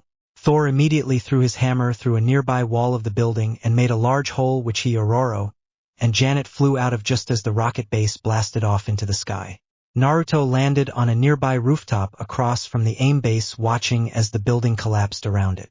"Asuga, thanks for the save, but you should put me down before you," Rogue suggested as Thor, Janet, and Aurora flew over to them. "Why? Are you hurt?" Naruto was asking as he put Laura and Rouge down, and as he was doing this his hand touched Rouge's bare arm. What the? Naruto let go of Rogue's arm as he felt something being drained from his body, as well as a piercing pain in his head. Rogue held her head a bit as flashes of Naruto's memories filled her head. Flashes of a humanoid kitsune, a woman with red hair, a man with similar blonde hair becoming light itself, a teen girl with red hair becoming what looked like some kind of white-furred werewolf with ice covering her claws. "Rogue, are you okay?" Aurora asked as she held her friend's shoulder. "What was that?" Janet asked, confused as Rogue shook her head and slowly stood up. "She can drain the life force and powers of whoever she makes skin contact with. In some cases, she also sees the memories of those she touches," Laura said as she shook her head. "Yeah, and I gotta say you have seen some weird stuff." "Suga, who's the redhead with the fox powers?" "She screams crazy," Rogue asked, only to see Naruto passed out. "Huh? I didn't drain him that long, did I?" Rogue asked worriedly. Naruto, get up." Janet tried to shake him awake. "Snore. Ramen bikinis," Naruto muttered in his sleep. Janet's eyebrow twitched at this before she zapped Naruto on the forehead. "Gah! What the hell, Janet?" Naruto groaned out as he shot to his feet, holding his head. "Focus, you moron, we have to go help Tony," Janet yelled at Naruto. Indeed, the creature, the one known as Madoc created, said he had business with Stark. "I swear by the All-Father, Earth scientists are not to be trusted," Thor said, nodding in agreement with Janet. "Got that right," Naruto and Janet said simultaneously at Thor. "Normally I don't really care about Stark, but seeing as he's your friend, I can see helping him out for you, Whiskers," Laura said as she looked at Naruto. "If Laura is going to assist you, then I shall as well," Aurora said firmly. "Okay, let's go, Rouge, I'll carry you, but keep the skin contact to a minimum," Naruto said as he approached her. "No need, watch this," Rouge said with a smile as she ran at the edge of the rooftop, and as she jumped she pulled her arm back and her arm stretched before she swung her arm and grabbed a nearby rooftop and swung off down the street. "How's that, Suga?" Rogue yelled back at Naruto as she looked over her shoulder with a smile. "That's hot," Naruto said without thinking. Laura growled at this before she unsheathed her claws and poked her claw into Naruto's ass cheek, making him yelp gawk. Later, Whiskers Laura told him definitely not jealous whatsoever. "Why would you think such a thing?" With Tony, underneath Stark Tower, on the streets, Tony was struggling in his fight against what looked like a man made out of purple energy by the name of Simon Williams. "Please, Simon. I just want to talk," Tony tried to tell the man before a purple fist struck his unarmored face. Just as the man was about to lay a beat down on Tony, Hank showed up and slammed his palms down to grapple. "Tony, run. Please stop what you're doing, Simon. I know Tony probably deserves this, but violence won't solve anything. Hank tried to plead with the transformed being, only for Simon to break free of Hank's grip and send him away. Suddenly the street burst apart from a falling force, kicking up dust as a figure shot at them. Gum gum rocket! Rouge yelled as she slammed into Simon, sending her and Simon away from Tony. Did Rubber Boy become a chick? Tony asked, confused at the sight. Nah, my Auntie Shizun wouldn't do that to me again, Naruto said as he and the others arrived. Say what? Tony asked with a raised eyebrow. Anyway, I made some new friends, Naruto said, just as an older motorcycle pulled, revealing Steve driving it. Where'd he get a motorcycle? Why don't I have a motorcycle? Naruto asked, confused. You have a license, son? Steve asked as he looked at Naruto. No, I don't, Naruto said with a shrug. That's why. Stark, what's the situation? Steve asked. Whiskers brought back up, and we're dealing with a man made up of ionic energy with a grudge against me. Tony explained.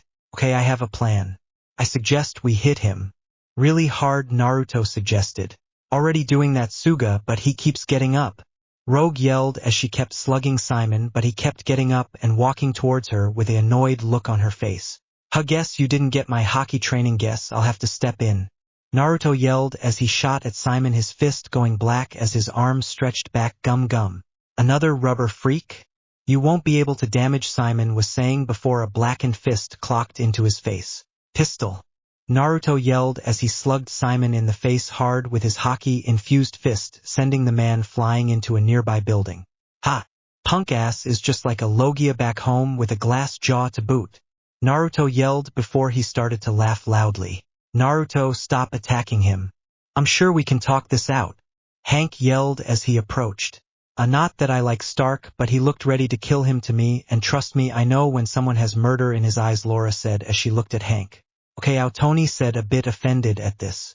Oh, lighten up, Tony. If you had $1 for every woman you angered, you'd double your net worth, Naruto said. Stay alert, friends, he's coming back for another bout, Thor said as he readied his hammer as Simon burst out of the building. He was in, only now he was giant. Stark. Simon growled out in a rage, only for his body to suddenly shrink back down as energy started to waft off his body in large quantities. What's wrong with him? Ororo asked curiously. His energy. It's destabilizing. Hank yelled in realization. Huh? Naruto asked as he tilted his head to the side in confusion. He can't stay together, Janet said, keeping it simple for him. Why can't you scientists just say that, damn it? Naruto asked as he already felt a headache coming. We need to save him, Tony said as he started thinking to himself, training to find a solution. Tony, I'm not sure we can. Look at the ions. He's too far, Hank was saying before Naruto cut him off. Okay, you have gotten on all of our cases for approaching things with a punch villains in the face, first ask questions never mentality, and how you always want to solve things peacefully. And now you're given the opportunity to save a dying villain, and you. I'm just being a realist, Hank was saying before he was again cut off. No, you're giving up, and that's a bunch of crap. You may be a huge pain in the ass for me at times, but you're probably the smartest person I know. Now please use your brain for something else besides finding something to complain about, Hank. Naruto yelled at Hank. Hank looked annoyed at this but didn't say anything before he started to think, you need a way to contain him so his ion energy doesn't escape. We need a way to stabilize it, Hank said. I've got it, Tony said, looking over towards his building. Rubber Boy. Rubber Girl. Grab him and follow me. Tony yelled at Naruto and Rogue. You got it. Naruto and Rouge shouted as they wrapped their stretched arms around Simon and followed after Tony, who smashed through the wall of his own building to make an entrance to the arc reactor in Stark Industries. While the two rubber people brought Simon along, he struggled as his energy continued fluctuating. No, this is all I have left, Simon shouted as the two dragged him towards the arc reactor. It's not worth dying for, you idiot, Rouge yelled. What do you know? You were born with power. You've never known weakness. You wouldn't know what it's like to be cursed with weakness. Simon growled out as Naruto's hockey-infused arm kept him from releasing his power. God, you sound like Sasuke's punk-ass dad, Naruto grumbled as he dragged Simon. Okay, we can put him into the arc reactor and that will keep his energy from escaping until I can figure out how to turn him back. It's the only way to keep him alive, Tony yelled. No, You're not turning me back right when I was this close. Simon yelled as he tried to gather more of his power but found himself groaning in pain. Will you goddamn listen for once? You're breaking apart. You won't get your revenge anyway 'cause your body's too far gone. You'll vanish. You wanna attack Tony? Hien, save it for after we make sure you don't die. Naruto yelled at him. Simon groaned as he struggled against his and Rogue's arms, and soon his hands actually broke off, causing more of his energy to leak out. Get him in now. Tony yelled as he could see Simon was disintegrating. Having a problem here. Rogue yelled as her arm stiffened up before it let go of Simon and shot back to her side, back to normal as her powers were wearing off. Rogue. Shit. Hang on, man. I'm not giving up on you, damn it. Naruto yelled, but he wasn't fast enough, moving Simon to the arc reactor as the ionic being vanished like dust on the wind. Breaking down. Naruto frowned at this as his arm snapped back to his side. Damn it. Are you happy now, Tony? Hank asked as he approached Tony. I didn't want this. I bought his company to save it, Hank. He was doing good work and I wanted to work with him. He had brilliant ideas in development. I wanted to save what he built. Tony yelled before he looked down at the floor in sadness. All I wanted to do was help him. Nice job prejudging, Hank, Naruto said with a scowl. Hey, Hank was saying before Naruto cut him off. Save it, something you should know about me. I like to get all the facts before I open my mouth. Even if I'm not the smartest, I at least listen.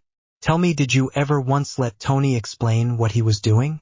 Or did you just judge him the whole time? Naruto asked. Hank said nothing to this as he hadn't let Tony talk. That's what I thought, Naruto said before he walked past everyone. I need to leave for a bit, he said, walking past everyone out of Stark Industries. Take all the time you need, son, Steve said as he could see Naruto wasn't used to losing people he was trying to save. Naruto nodded before he leapt out the hole onto a rooftop nearby. I was too weak to save him. I wasn't fast enough. I wasn't strong enough. Damn it. Naruto thought in frustration as he punched a wall, leaving a dent. Villain or not, this whole situation could have been avoided. And I could have done something to help if I wasn't so weak. Some hero I am, Naruto muttered. Later that night, Stark Industries. In front of the arc reactor, wisps of purple energy started to reform back into Simon Williams. What? I'm alive? What's happening to me? He asked, looking down at his hands. You are indeed alive, Mr. Williams, a female voice said as Amora, the executioner, Sasuke, and Baron Zemo walked towards the ionic energy made being so long as my magic allows it. I brought you back as a gift for my beloved as well as for a favor. One simple task I ask of you.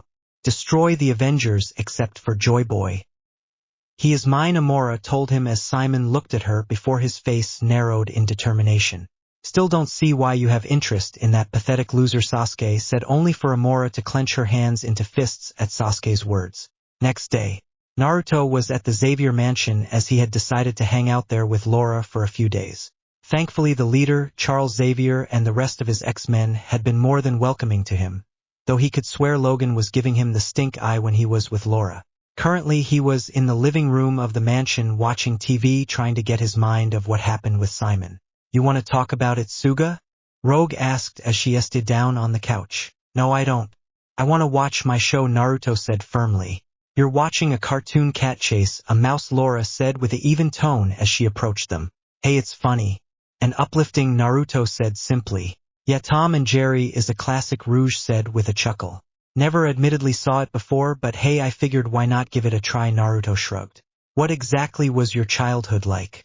Rogue asked curiously. Remote village in Japan. We didn't really watch TV or video games there. We hunted, trained, and held combat tournaments. Naruto admitted. Sounds like my kind of place, Laura said with a chuckle. Sounds like a drag, Rogue admitted. Well, we did keep up with some tech from the outside world, but some of the big brains improved tech you had. We had TV, but it was more for news in case stuff needed to be known to our village from the outside world. Other than that, it was mostly training our skills up and helping the village thrive, Naruto explained. Sounds like a place I could get a good scrap from, Logan said as he entered the room drinking a beer. Oh, it is, everyone there has a power. My mom could turn into a kitsune, for instance, Naruto explained. Yeah, I saw that in your memories. I'm guessing the guy turning into light was your dad? Rouge asked curiously. Yup, that's him, fastest fighter in the village. Naruto said with a smile. Who's the small version of your mom who was turning into some kind of werewolf? Rouge asked as she had told Naruto she had seen flashes of his memories. Ah, that's my little sister. Akane Uzumaki.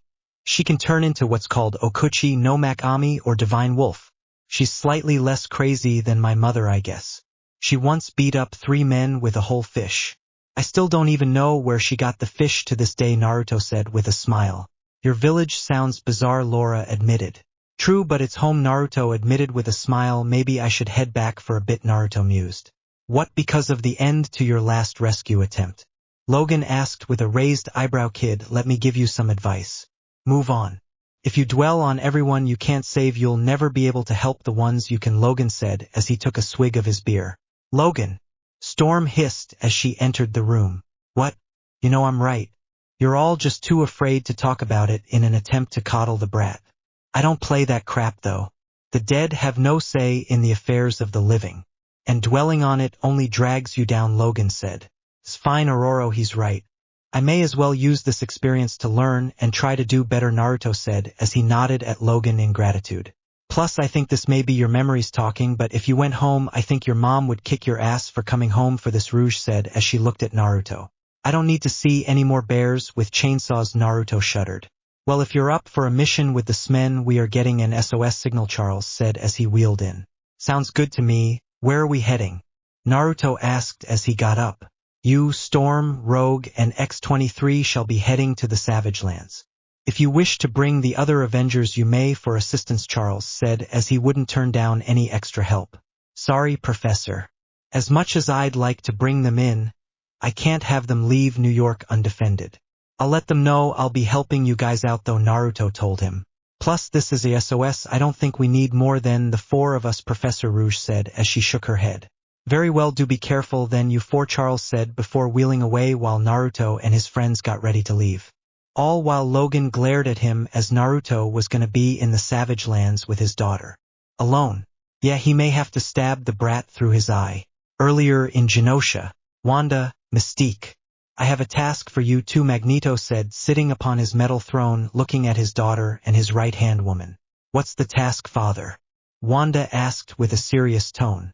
I have received word from one of our informants that a group of United States government agents has snuck into the Savage Lands. Normally such a thing would be beneath my care. However, these particular agents work for William Stryker. A name I'm sure you're familiar with, Mystique, Magneto said as Mystique scowled. End them and determine why they entered the Savage Lands. If there are any fellow mutants, see if they can be convinced to join us in Genosha, Magneto ordered as the 2 women nodded before heading off. Savage Lands. Inside a dense forest near some mountains, a white jet with what looked like 4 symbol had just recently crashed, and what looked like a woman with blonde hair, a young man with blonde hair, and what looked like a giant man made out of stone were making their way out of the crashed jet. These were Susan, Johnny, and Ben of the Fantastic Four. Well, the rescue bacon is set up, Susan said with a sigh as she walked away from the setup beacon she just finished setting up with Ben. You okay, sis? Johnny asked, concerned. Course she's not, Johnny. Reed sacrificed himself so we could escape from doom, and we ended up stranded here, Ben said as he scowled at the mention of their enemy. I'll be fine, Johnny. I just need some time, she sighed before she heard crying coming from nearby. I should check on him, Sue said as she walked inside the jet. Go ahead, sis, we will stand guard for now, Johnny said as he nodded. Thanks, guys. Come here, Franklin. Mommy's here, she said as she walked over to the jet and pulled out a blonde infant wrapped in a blue blanket. As she called her child, the 3 heroes didn't notice what looked like a pair of yellow eyes watching them from inside the jungle. And attached to these yellow eyes was what looked like a crimson-red T-Rex which watched the heroes for a bit before it scampered off into the jungle. X-Jet. Naruto, Rogue, and Laura were sitting in their seats in the X-Jet while Aurora drove the X-Jet. Still think I should be able to drive, Naruto said as he pouted a bit. Stark warned us on letting you fly, Aurora deadpanned as she focused on steering. Nark, Naruto grumbled under his breath before he took a breath. So what's this Savage Land like? Naruto asked as he looked at Rouge. It's a prehistoric, tropical area within the Antarctic. It is very hot and humid, so wear light and breathable outfits, Aurora warned. I heard prehistoric, please say that means dinosaurs, Naruto said with a grin as he smiled at this. No, you can't have a dinosaur, Laura said firmly as she looked outside a window at the snow outside. But Naruto was saying till Rogue cut him off. Not happening Shuga, she deadpanned. But what if Naruto was saying but Ororo cut him off? No Naruto, she told him as she flicked a switch on the jet. Buzzkills. Naruto grumbled, okay, what else is here? Aside from dinosaurs I can't take, what else is there? Naruto asked as he changed the subject. Several mutant tribes, various ruins and mines. Multiple predators that can kill even strong mutants and heroes. I believe Deadpool described it once as the place superheroes go to die, Rogue explained. Indeed, danger lurks within the lands. Especially Sauron, Storm explained. Wait. Sauron? Dark Lord Sauron? Lord of the Rings Sauron? He exists. Oh God, we're all gonna die to orcs. Naruto yelled as he stood up out of his seat. Before Laura slapped him in the back of his head. Wrong Sauron Suga. Thankfully this one doesn't have as much street cred, Rouge told him. Indeed though, do not underestimate him. His has many abilities at his disposal such as flight via his wings, hypnosis, telekinesis, a flame breath, incredible strength, energy blasts, and even temporary mutant power absorption like Rogue here. Though his way is by absorbing their power briefly by absorbing someone's life force. Ororo explained as she made a holographic image of what looked like a green humanoid pterodactyl appear for everyone to see. What's his backstory? Someone hatch him out of the wrong egg? Wait, did his dragon parents kick him out after a rough divorce? Naruto asked with a smirk. Before anyone could answer, the jet suddenly started to shake as a blast of energy suddenly hit the jet, making it shudder. It's Sauron. He must have absorbed enough energy to expel it at us. He's most likely hoping to force us out of the air and absorb our life force energy, Ororo yelled as she tried to keep the jet stable before another blast of energy hit one of the wings and made the jet start to nosedive. Save us, Gandalf!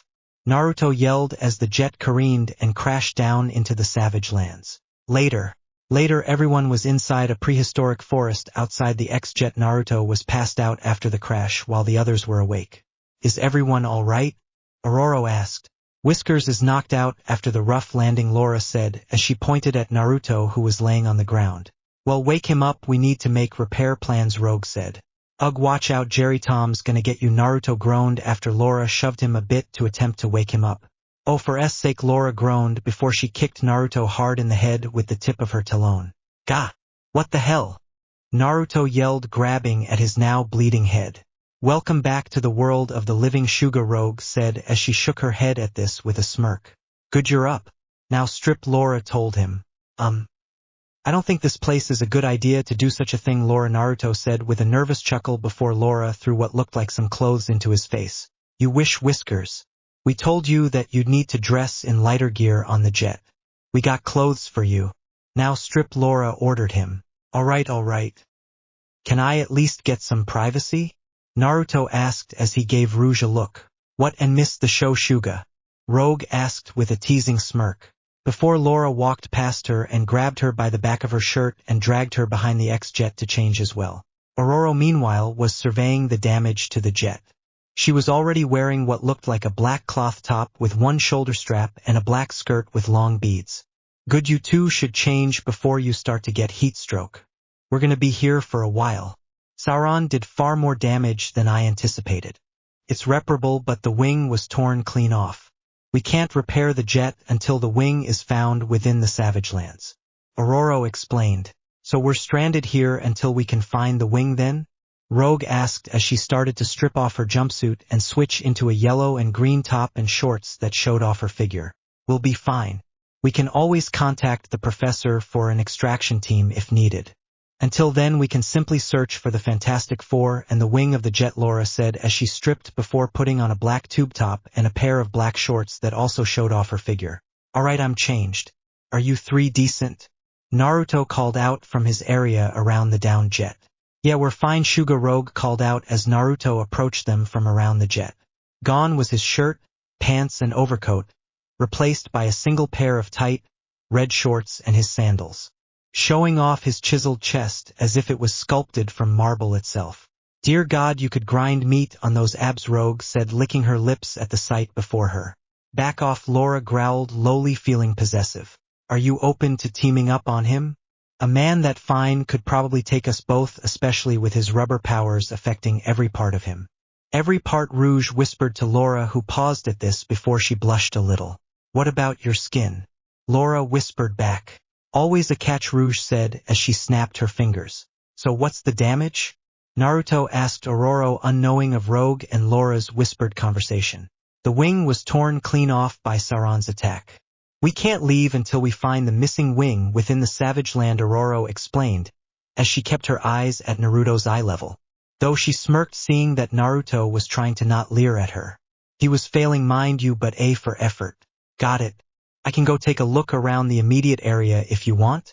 See if the wing fell nearby, Naruto suggested. Appreciated, but you shouldn't go alone. Take Rogue with you. Myself and Laura can stay here and guard the jet for now. Aurora told him, as Laura could help sniff out incoming threats, and they couldn't exactly leave the damaged X-jet to be damaged further by predators, dinosaurs, indigenous tribes, or anything else within the Savage Lands. All right, Naruto said as he nodded at Rogue, who followed him. Laura meanwhile looked at Aurora, whose gaze was currently fixated on Naruto's rear as he walked away. So you aren't above checking someone out, Laura said as she chuckled a bit. You're imagining things, Aurora said simply, not looking at Laura as she responded, tearing her gaze away from Naruto as she went back to check on any more damage to the X-jet. With Naruto and Rogue walked side by side through the massive, tropical forest land as they searched for the missing wing of the X-jet. That wing's gotta be around here somewhere, Naruto muttered, as there was no way they could miss a giant black wing for a jet laying on the ground. While it may be noticeable, it could also be anywhere within the Savage Lands. Rogue pointed out. I could probably get a better look around if we could find a place to get a lay of the land, Naruto said as he looked around for any place to climb. I have an idea. Follow me, Rogue said as she approached a nearby tree and started to climb up it. Naruto following after her by stretching and leaping to the top. With this view, we can probably find a higher up area. Like that mountain with a waterfall over there, Rogue pointed out. Hold it, Naruto said as he looked at where she was pointing and let his observation hockey senses reach out around him. There looks to be one person within that area, Naruto said as he looked at the area. Makes sense, that's a good place to set up camp and keep an eye out for predators. Close to a water source for survival as well. Rogue said, agreeing with him, and said person seems friendly, or at least neutral. Regardless, we should tread carefully and wait. I just picked up several more people. Not at the waterfall but entering a cave in the mountain. Looks to be about 20 people. Naruto said. Friend or foe? Rogue asked as they climbed down the tree. They don't feel like friendlies, but that's not what's feeling weird. There's something off attacking them, but it feels unpredictable and chaotic. I can't explain it, Naruto said as he rubbed his eyes. Huh? Rouge asked curiously. Normally my observation hockey can give me a reading on if someone is hostile and what they are going to do, but whatever is attacking this group of non-friendlies is obscuring my hockey. It's not canceling it like some people with observation hockey can do, but it is obscuring it enough for me to be unable to see anything. Naruto informed her. Well, if it's nearby, let's take a look and see what's going on, Rogue said as they approached the mountain. Grab on. I'll slingshot us up to the cave, Naruto told her. You know my skin will drain you, right? Rogue reminded him. I have a theory I want to test. If it fails, we both have my stretching powers to get up there. If it succeeds, then I may have an idea for your powers in terms of touching people, Naruto told her. Rogue raised an eyebrow at this but watched as the skin on his upper body suddenly became blackened like metal via his armament hockey. Rogue gave a test touch to his back and her eyes widened as he didn't flinch from her touch. He didn't feel it. She could touch him like this. Haha, it worked. Naruto laughed as he scooped Rouge up into his arms and launched himself towards the mountain. Perfect, I'll get my man yet, Rouge thought with a smile as she felt there was some hope now for touching him since he could clearly negate her touch with his hockey. They soon found a cave entrance, and as they approached it they heard what sounded like people yelling and what sounded like gunfire. Quick hide, Rogue whispered as she and Naruto hid behind a boulder. Bang! Bang! Bang bang bang. So can you two babes give me a ride out of here now? A male voice yelled amongst the gunfire as he looked at Mystique and Wanda, who were watching this nearby. We didn't ask you for your help, Deadpool, Mystique said with a flat tone. Ah, come on, baby. Where's the love for the merc with a mouth? I'm sexy and I know it after all, Deadpool said before he shot a man in his knee as he tried to sneak up behind Deadpool.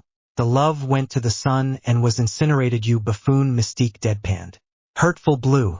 You need to get laid from your future boy toy soon, Deadpool said.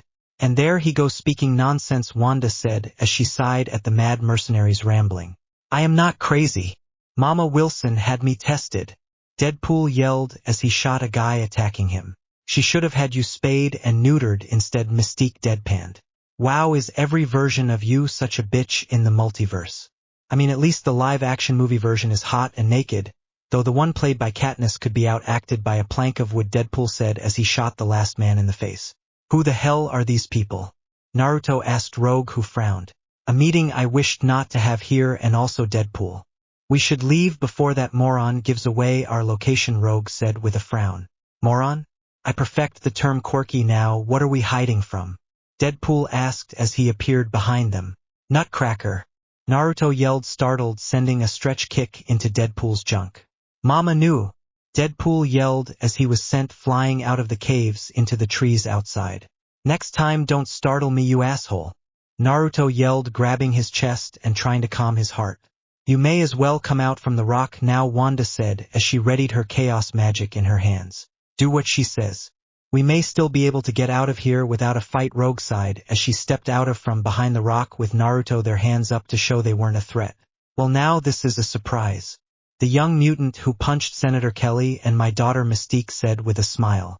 Adopted, Rogue said with a hard tone as she held her hands up. Oh, still in your rebellious phase, I take it. You used to be such a good girl, Mystique said as she sighed. Oh, I'll show you rebellion, you old bit, Rogue was saying before Naruto placed a hockey-covered hand on her shoulder to placate her. Rouge enough, we're not here to start a fight with the king of can openers, smaff squeeze, Naruto said as he grabbed Rogue's shoulder to stop her while Mystique's eye twitched.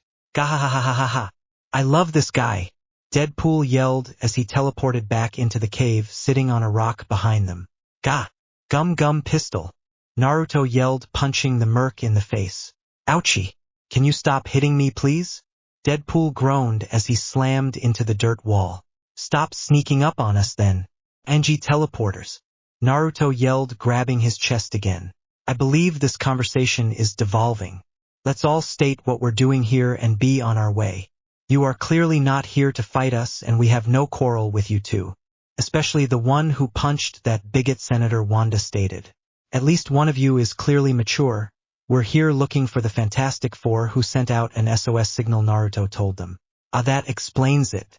They are allies to the X-Men and the Avengers despite their relatively new formation. So that explains why Joyboy of the Avengers is here with you, Mystique said, taking a calming breath after Naruto's insult. And for the record, I am not involved with Magneto in that way, Mystique told Naruto with a firm tone. Aha, and the teleporter over there is mentally sound, try again, Neytiri, Naruto said as he gave Mystique a look that said he wasn't buying this. Chimichangas. Chimichangas. Chimichangas. Chimichangas. Deadpool started to repeat to himself, bouncing in his seat on a rock. She is telling the truth. She is not romantically involved with my father. Wanda said simply. Why would I care about that?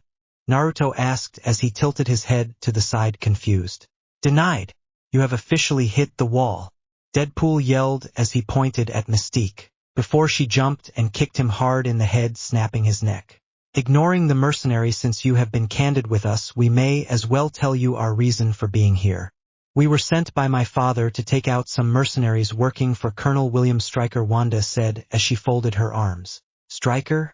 Naruto asked, looking at Rouge with an inquiring look, seeing her scowl at the name.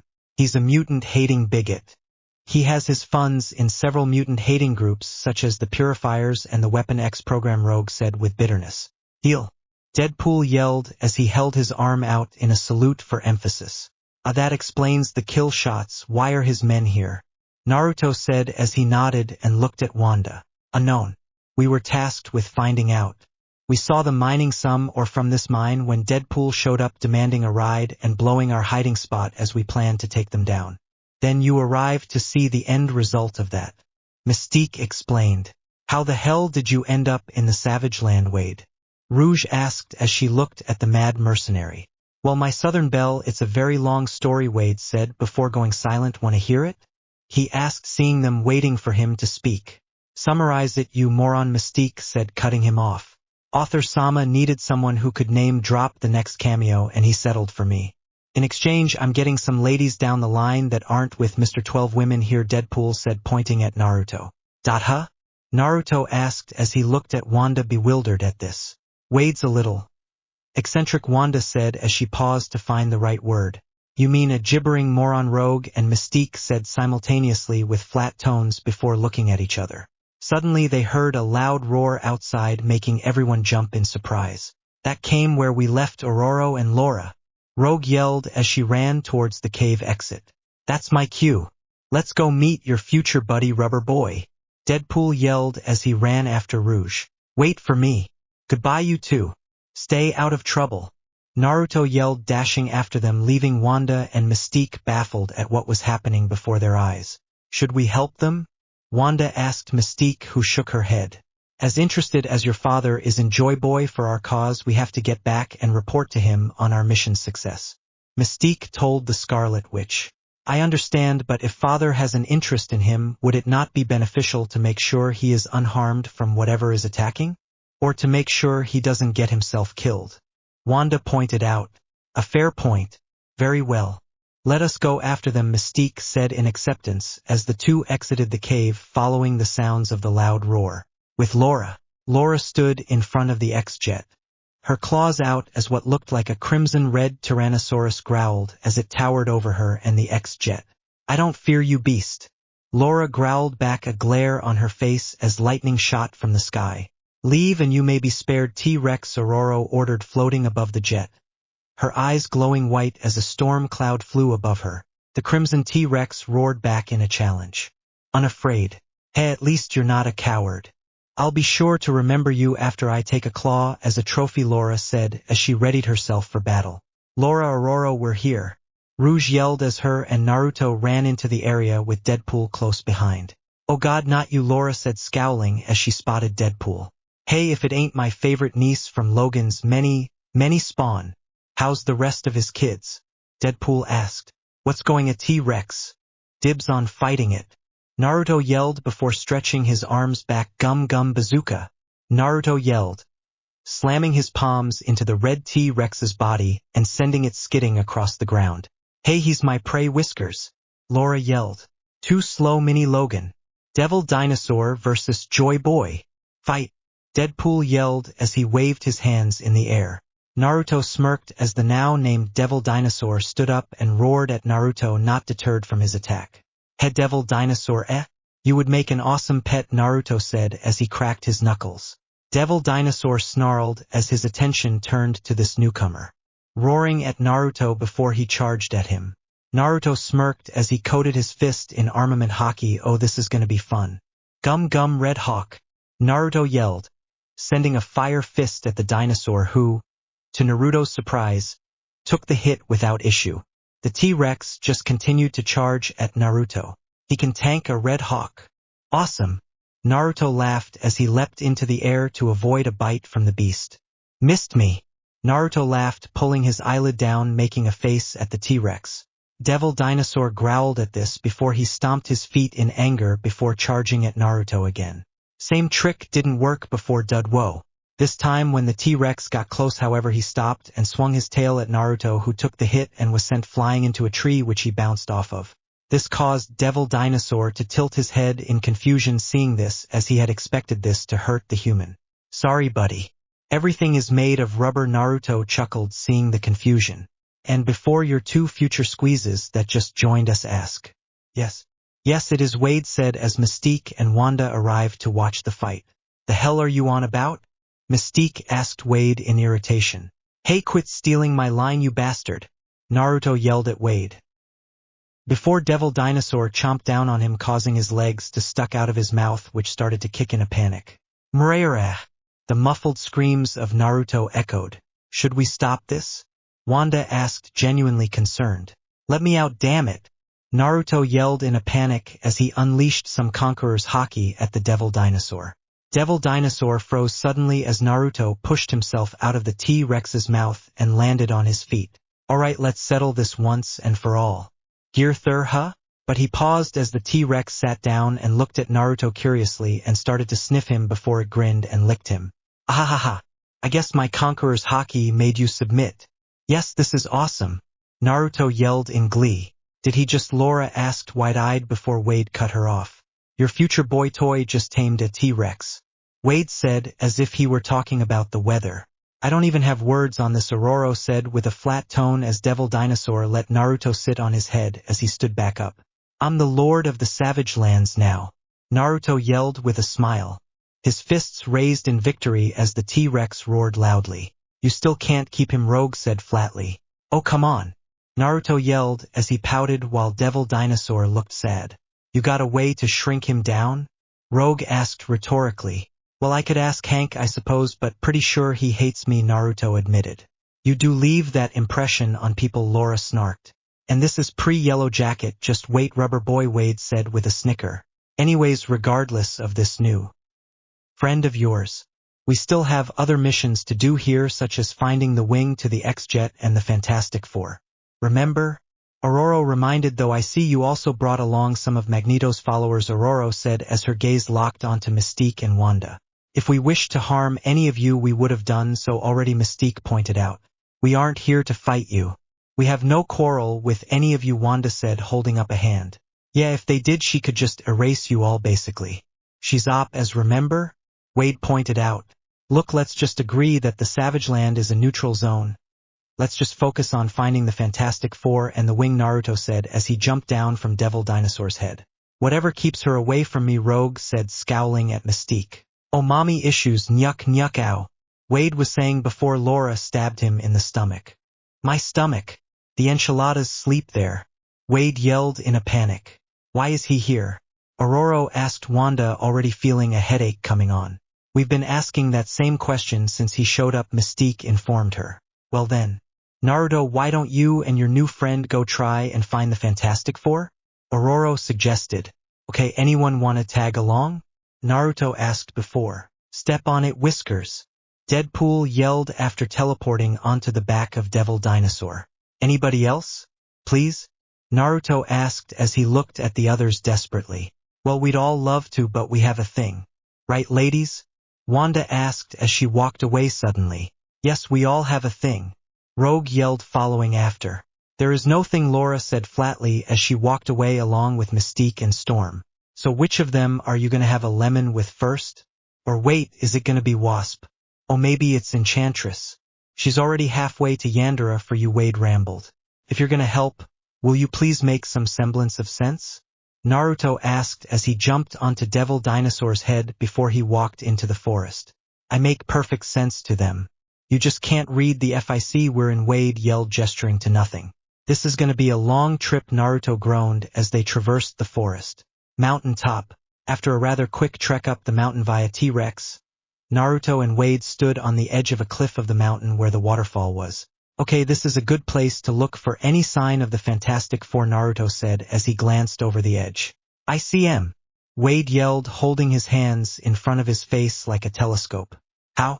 Naruto asked, confused as he looked at the Mad Merc. You don't see him with your observation haki? They're right there, Deadpool pointed in a direction. How the hell do you know about that? Naruto asked as he raised an eyebrow. Oh well, the thing is. Distraction, shove. Wade yelled before shoving Naruto off the cliff to the water below. You're so odd. Naruto yelled as he fell to the water pool below. Phew. Author-sama would have killed me if I gave the game away, Deadpool said before turning around to see Devil Dinosaur glaring at him. I'll give you a taco if you forget you saw that? Wade asked, hopefully holding up a taco. Devil Dinosaur just growled at this before he turned and smacked him with his tail, sending him over the cliffside. I regreet Nathi Thayaying.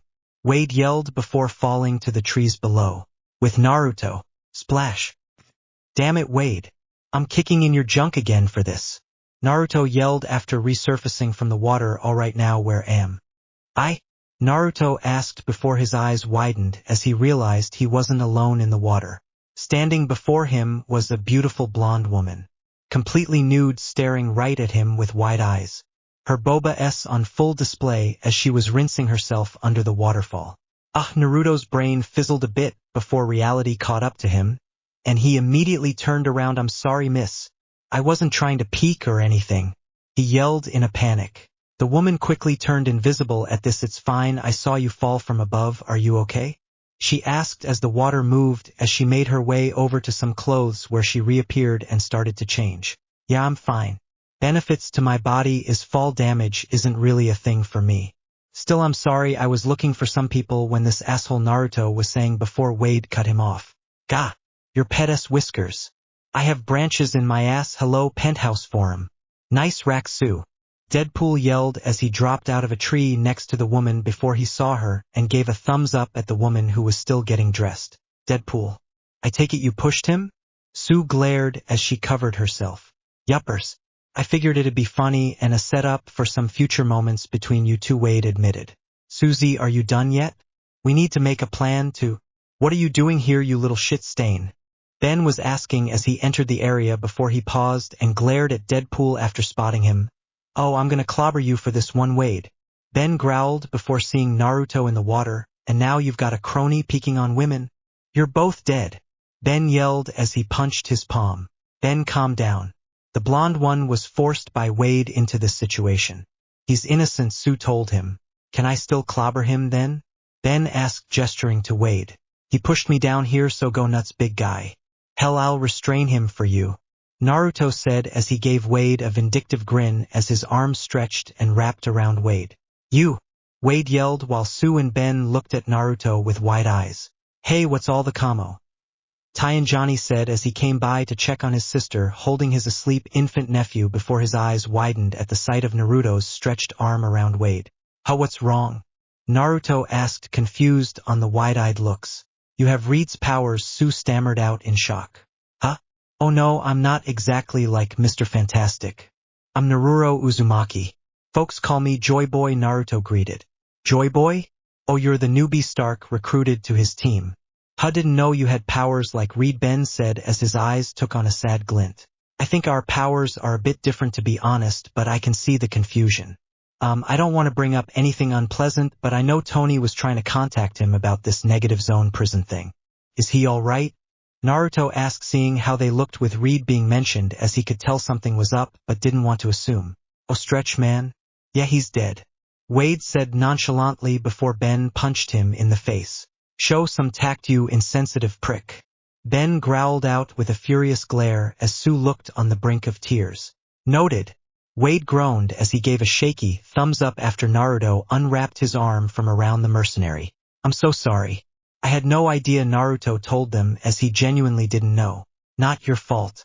It was only 3 days ago when he was murdered, Sue told him as she wiped a tear away and took a breath to calm herself. She couldn't afford to break down. Not now. Not in this god-forsaken jungle. She had a baby to take care of, damn it. So what happened, if I may ask? Naruto asked Johnny as he handed Franklin to Sue as she came out fully dressed in her fantastic fursuit. Sue, take Franklin for a minute while Ben and I talk to the rookie, Johnny told his sister as she nodded and walked away with her child. Rookie? I'll have you know I'm not the time and place, Naruto. Save it for later, Naruto sighed before looking at Johnny and Ben with full attention. We were in the Baxter building after Stark contacted Reed about the negative zone prison.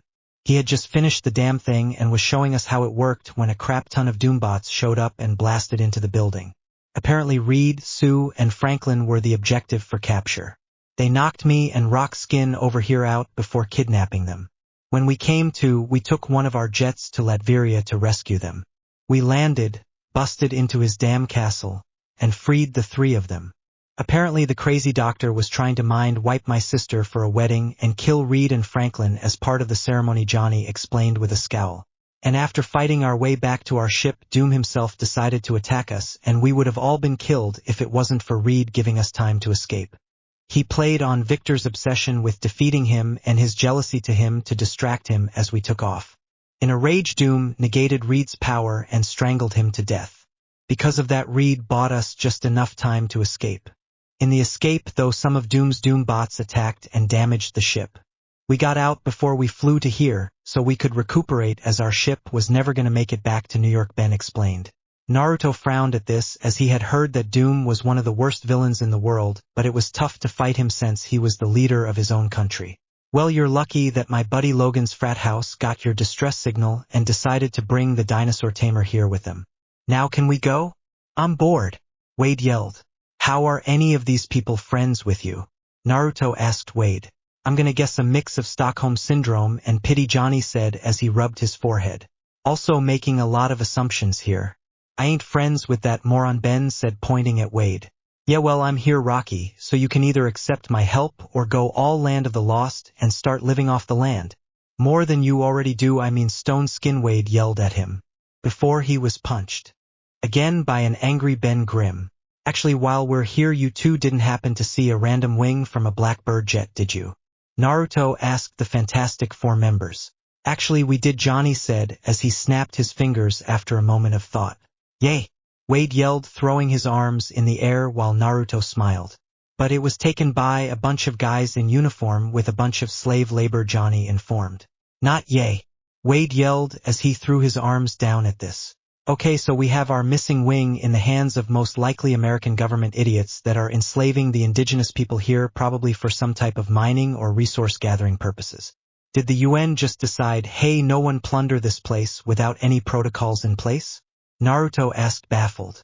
Name any human that can fight off giant lizards, mutants, T-Rexes, saber-toothed tigers, and the occasional mind-controlling pteranodon, and doing that all without any powers, Sue said as she came back to the group after going on a small walk with her son.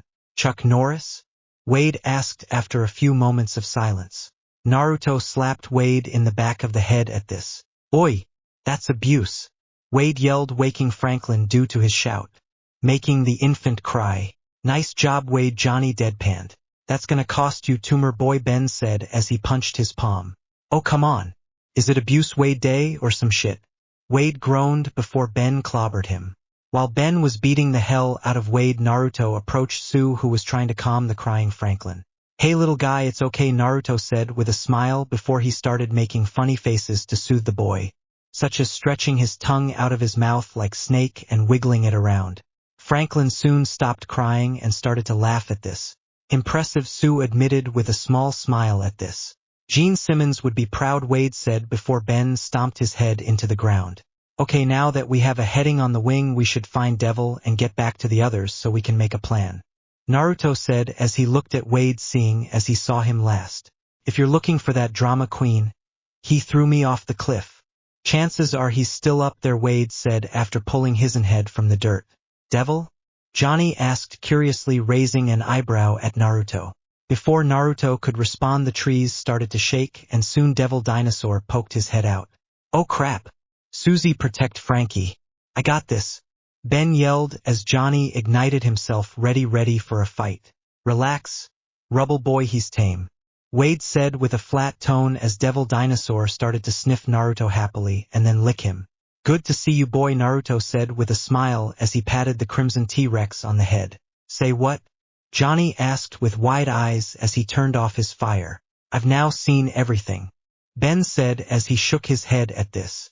Alright, DD, can you give us all a lift back to the X-Jet? Naruto asked the dinosaur, who nodded and bent forward. And stay out of my laboratory. Wade yelled with a whiny tone of voice. Do you have an off button? Ben asked with a groan at Wade's joke. It's next to my prostate. Or is that the on button? Wade asked, thinking about this. Just for that you're walking, Naruto said as he helped Sue and Franklin onto the giant T-Rex. Oh darn, if only I could teleport. Oh wait, Wade yelled and suddenly disappeared in a flash of blue light. Oh blissful silence, Ben sighed out as Deadpool disappeared. Let's go before he teleports back to us, Sue said.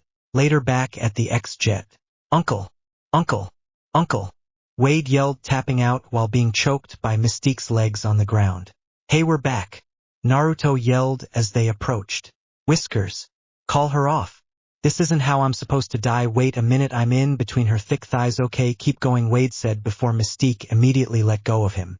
I need a shower after that, Mystique said, shuddering in disgust. Oh come on. I was just getting into it. Wade groaned.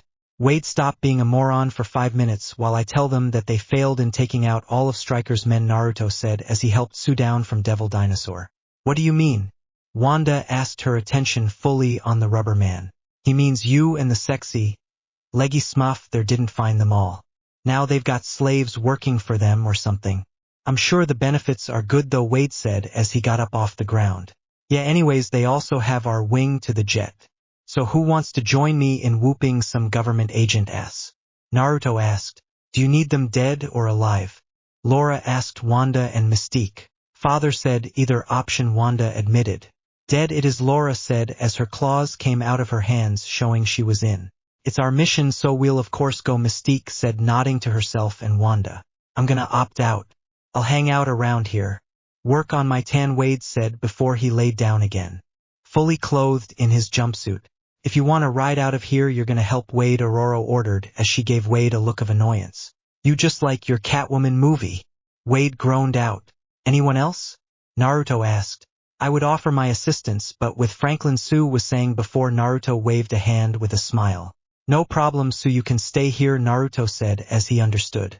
Someone should stay with her though, just in case, Ben said firmly. Of course. We're here to rescue you all after all. You, her, Franklin, and Johnny can stay here, Aurora told them. No problem, hey DD, anyone but us shows up. Go nuts, just don't hurt the jet. Or anyone who stays behind, Naruto said to the devil dinosaur, who nodded good. Aurora Rogue, how about you too? Naruto asked. I should stay behind, Aurora said as she should stay to protect the jet with her powers. I'm gonna stay here. Just be careful around my adopted mother there, Suga Rogue said, glaring at Mystique. I'll hang here. Need to watch my nephew and sis after all, Johnny said as he nodded at Ben. I'm coming with you, Rubber Boy. I'm gonna show those idiot soldiers it's clobbering time, Ben said firmly. Okay, it's me. Laura, Wanda, Mystique, Wade, and the big guy, Naruto said as he looked at his small team. This'll be fun. Naruto grinned. We should move now then. The sooner this is taken care of, the faster we may all leave this place, Mystique said as she nodded at Naruto while ignoring Rogue's glare.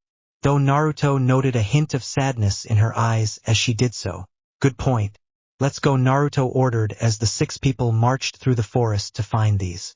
So who wants to hear a show tune to pass the time? The Phantom of the Opera, ow. Wade was singing before Laura stabbed him in the head. Oh, how you wound me, my favorite niece. Wade cried out. This is gonna be a long walk, Ben said as he already felt a headache coming on. 1 hour later. And that's why the Road Runner is actually a god, Deadpool said as they walked up a mountainside. Tom and Jerry is better, Naruto said as he shrugged. Heresy from you, Toon Force boy. Wade yelled as he pointed at Naruto dramatically. Huh? Naruto asked as he tilted his head in confusion. What? Wade asked, tilting his own head as they approached the top of the cliffside. I have a visual of their camp. Grim silence, the detriment to this team, Mystique said as she looked over the campsite with her binoculars. Normally I don't like being bossed around, but in this case I'll make an exception, Ben said, smirking as he wrapped his hand around Wade's mouth, silencing him. What do you see? Laura asked as she and Naruto knelt down next to her as they had ways to analyze as well.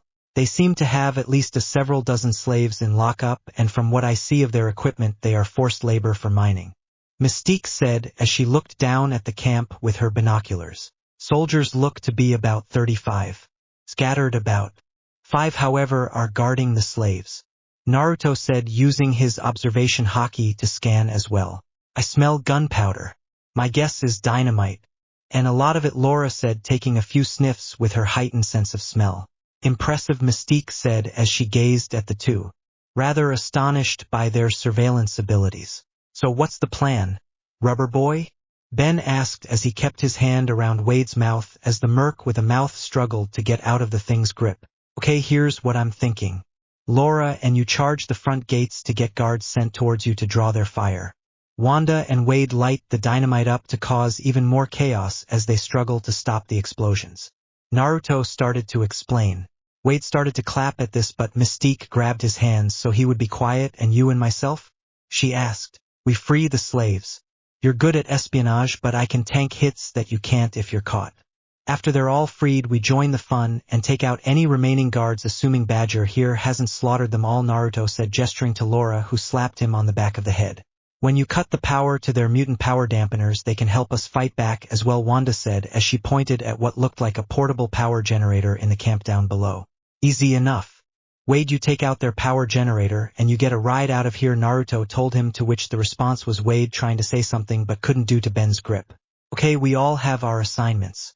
Wade, you're with me, Wanda said as she made a zipping motion while Ben let Wade go. No talking? Well, I guess I can do that. So did Magneto pay for implants for you? he asked the Scarlet Witch. Wanda just sighed at this as she and Wade snuck down to the base in the back way with Naruto and Mystique while Ben and Laura took the front. All while Wade hummed the James Bond theme. I am going to kill him, Wanda muttered in irritation as her eyebrow twitched. Easy, we just gotta take down these morons and you're done with him. Besides, a pretty girl like you shouldn't let her anger control her, Naruto told her with a smile as they hid behind a crate. Quit being a simp, I spy some dynamite, Wade whispered as he pointed to the crate they were in front of. Labeled dynamite. Okay. You two get ready to light it up. The blue skin bombshell and I got the slaves, Naruto. Mystique nodded as she followed Naruto as they snuck along the back of the tents in the camp. Bombshell? Mystique asked with a smirk. What? I can compliment people. Though you could try being better with rogue, Naruto whispered as they made their way to the back of the camp. Mystique flinched at this before she saw a guard inside of a tent on a computer, with a ring of keys around his waist. A moment, Joyboy. I'll handle this, Mystique told him as she shape-shifted into the guard and approached from behind. Naruto nodded as he watched this, though he paused as his observation haki alerted him of something, and when he looked at the nearby cages, he saw some of the guards dragging out what looked like a few injured slaves and yelling at them. I said, get moving, freak. One of the soldiers yelled as he pointed his gun at one of them. An older man on the ground with an injured leg. Please, sir. My father is greatly injured. A woman pleaded. If he can't work, he's not worth keeping alive. The soldier told them as he cocked his rifle. The other slaves screamed at this as the soldier aimed his gun at the man before. Pow! A stretching fist slammed into the soldier's face, sending him flying into a tree, and knocking over the tree, onto a bunch of tents. And Nika? The old slave asked as Naruto retracted his fist. Nika? Name's Naruto Ajisen. Naruto said with a head tilt, confused on the name. Die, you freak. One of the soldiers yelled as he ran at Naruto with a dagger. Before Naruto moved to the side and uppercut him, sending him flying before he spun around and swung his leg at some charging soldiers, slamming his stretching leg into the soldiers, knocking them over. Gum gum, battle axe. Naruto yelled as Mystique returned, turning back to her normal self. You couldn't wait to make a fuss? Mystique asked as she started to unlock the cages. Hey, they needed help and they needed it now, Naruto said as he was shot in the back and the bullet just bounced off him by a downed soldier, which knocked his gun away. Who Mystique walked over to and stomped his throat in. The warrior of liberation. He has returned. The woman yelled in shock as the slaves all. He has returned. Our Lord and Savior. Another slave yelled before they started blowing to Naruto.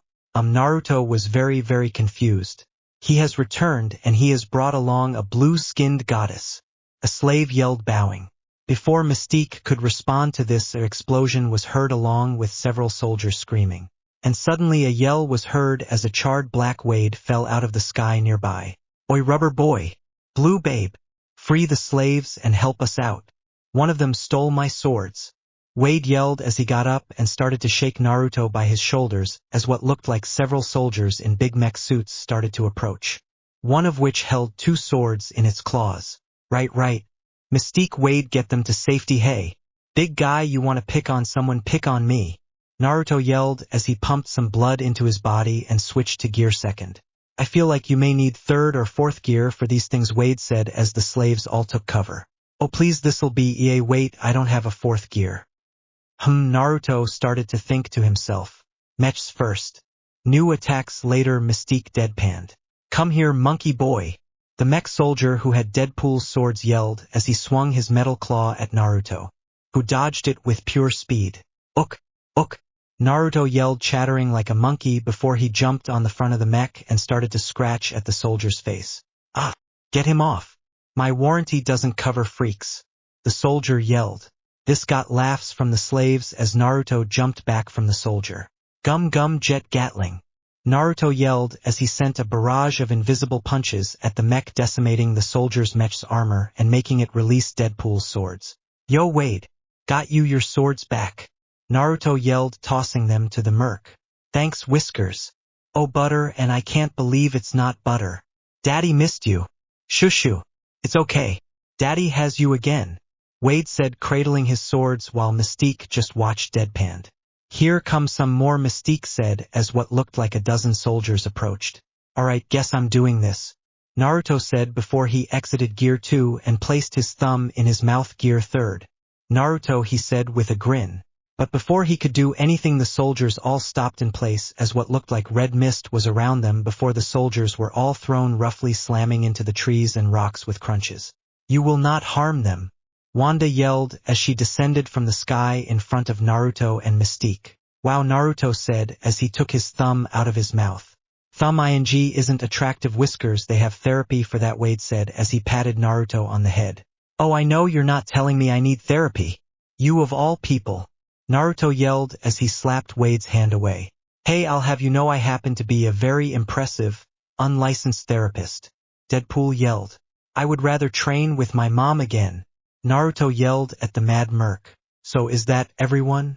A blood-covered Laura asked as she and Ben walked over to the group. Yeah.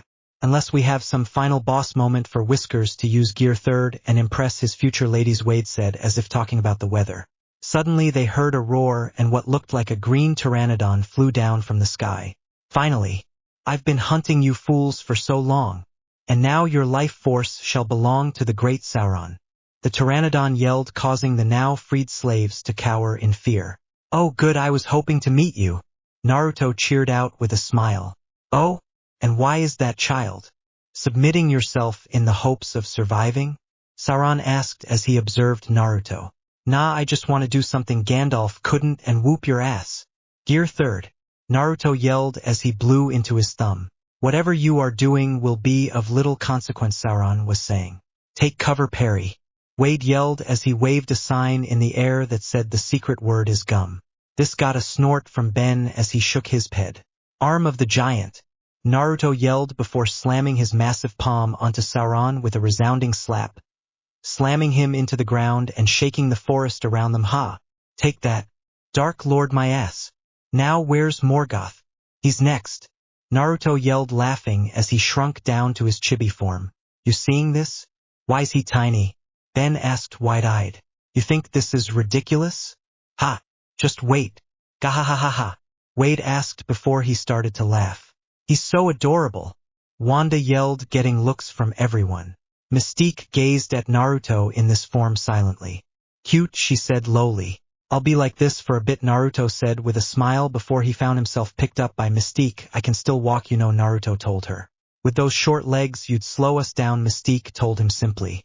I'd say you need an adult, but she is an adult, Whiskers. Wade yelled, laughing. Me and Killer here found the wing so we can leave at any time, I just need to haul it back, Ben said as he gestured to Laura who was growling at Mystique. Guess I need to say goodbye to DD then, Naruto sighed sadly. He's a dinosaur, so yes.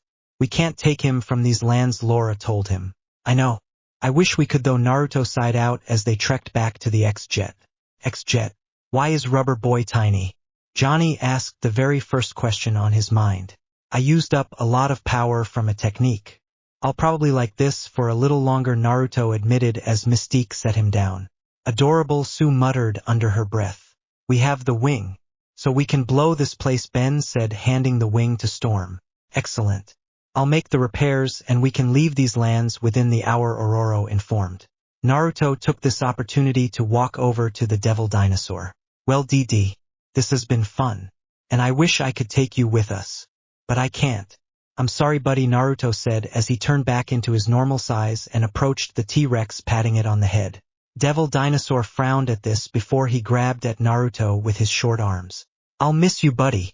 Naruto yelled out, crying while the Crimson T-Rex also cried. It's so sad. Wade yelled, blowing into a tissue through his mask. Now go on, buddy. Make this place your own. Naruto told the Devil Dinosaur as they separate, and after a few moments the Red Dinosaur ran off into the forest. On a cliffside, unseen to the group of heroes on a nearby cliffside, Agora was watching them as they started to fix the X-Jet.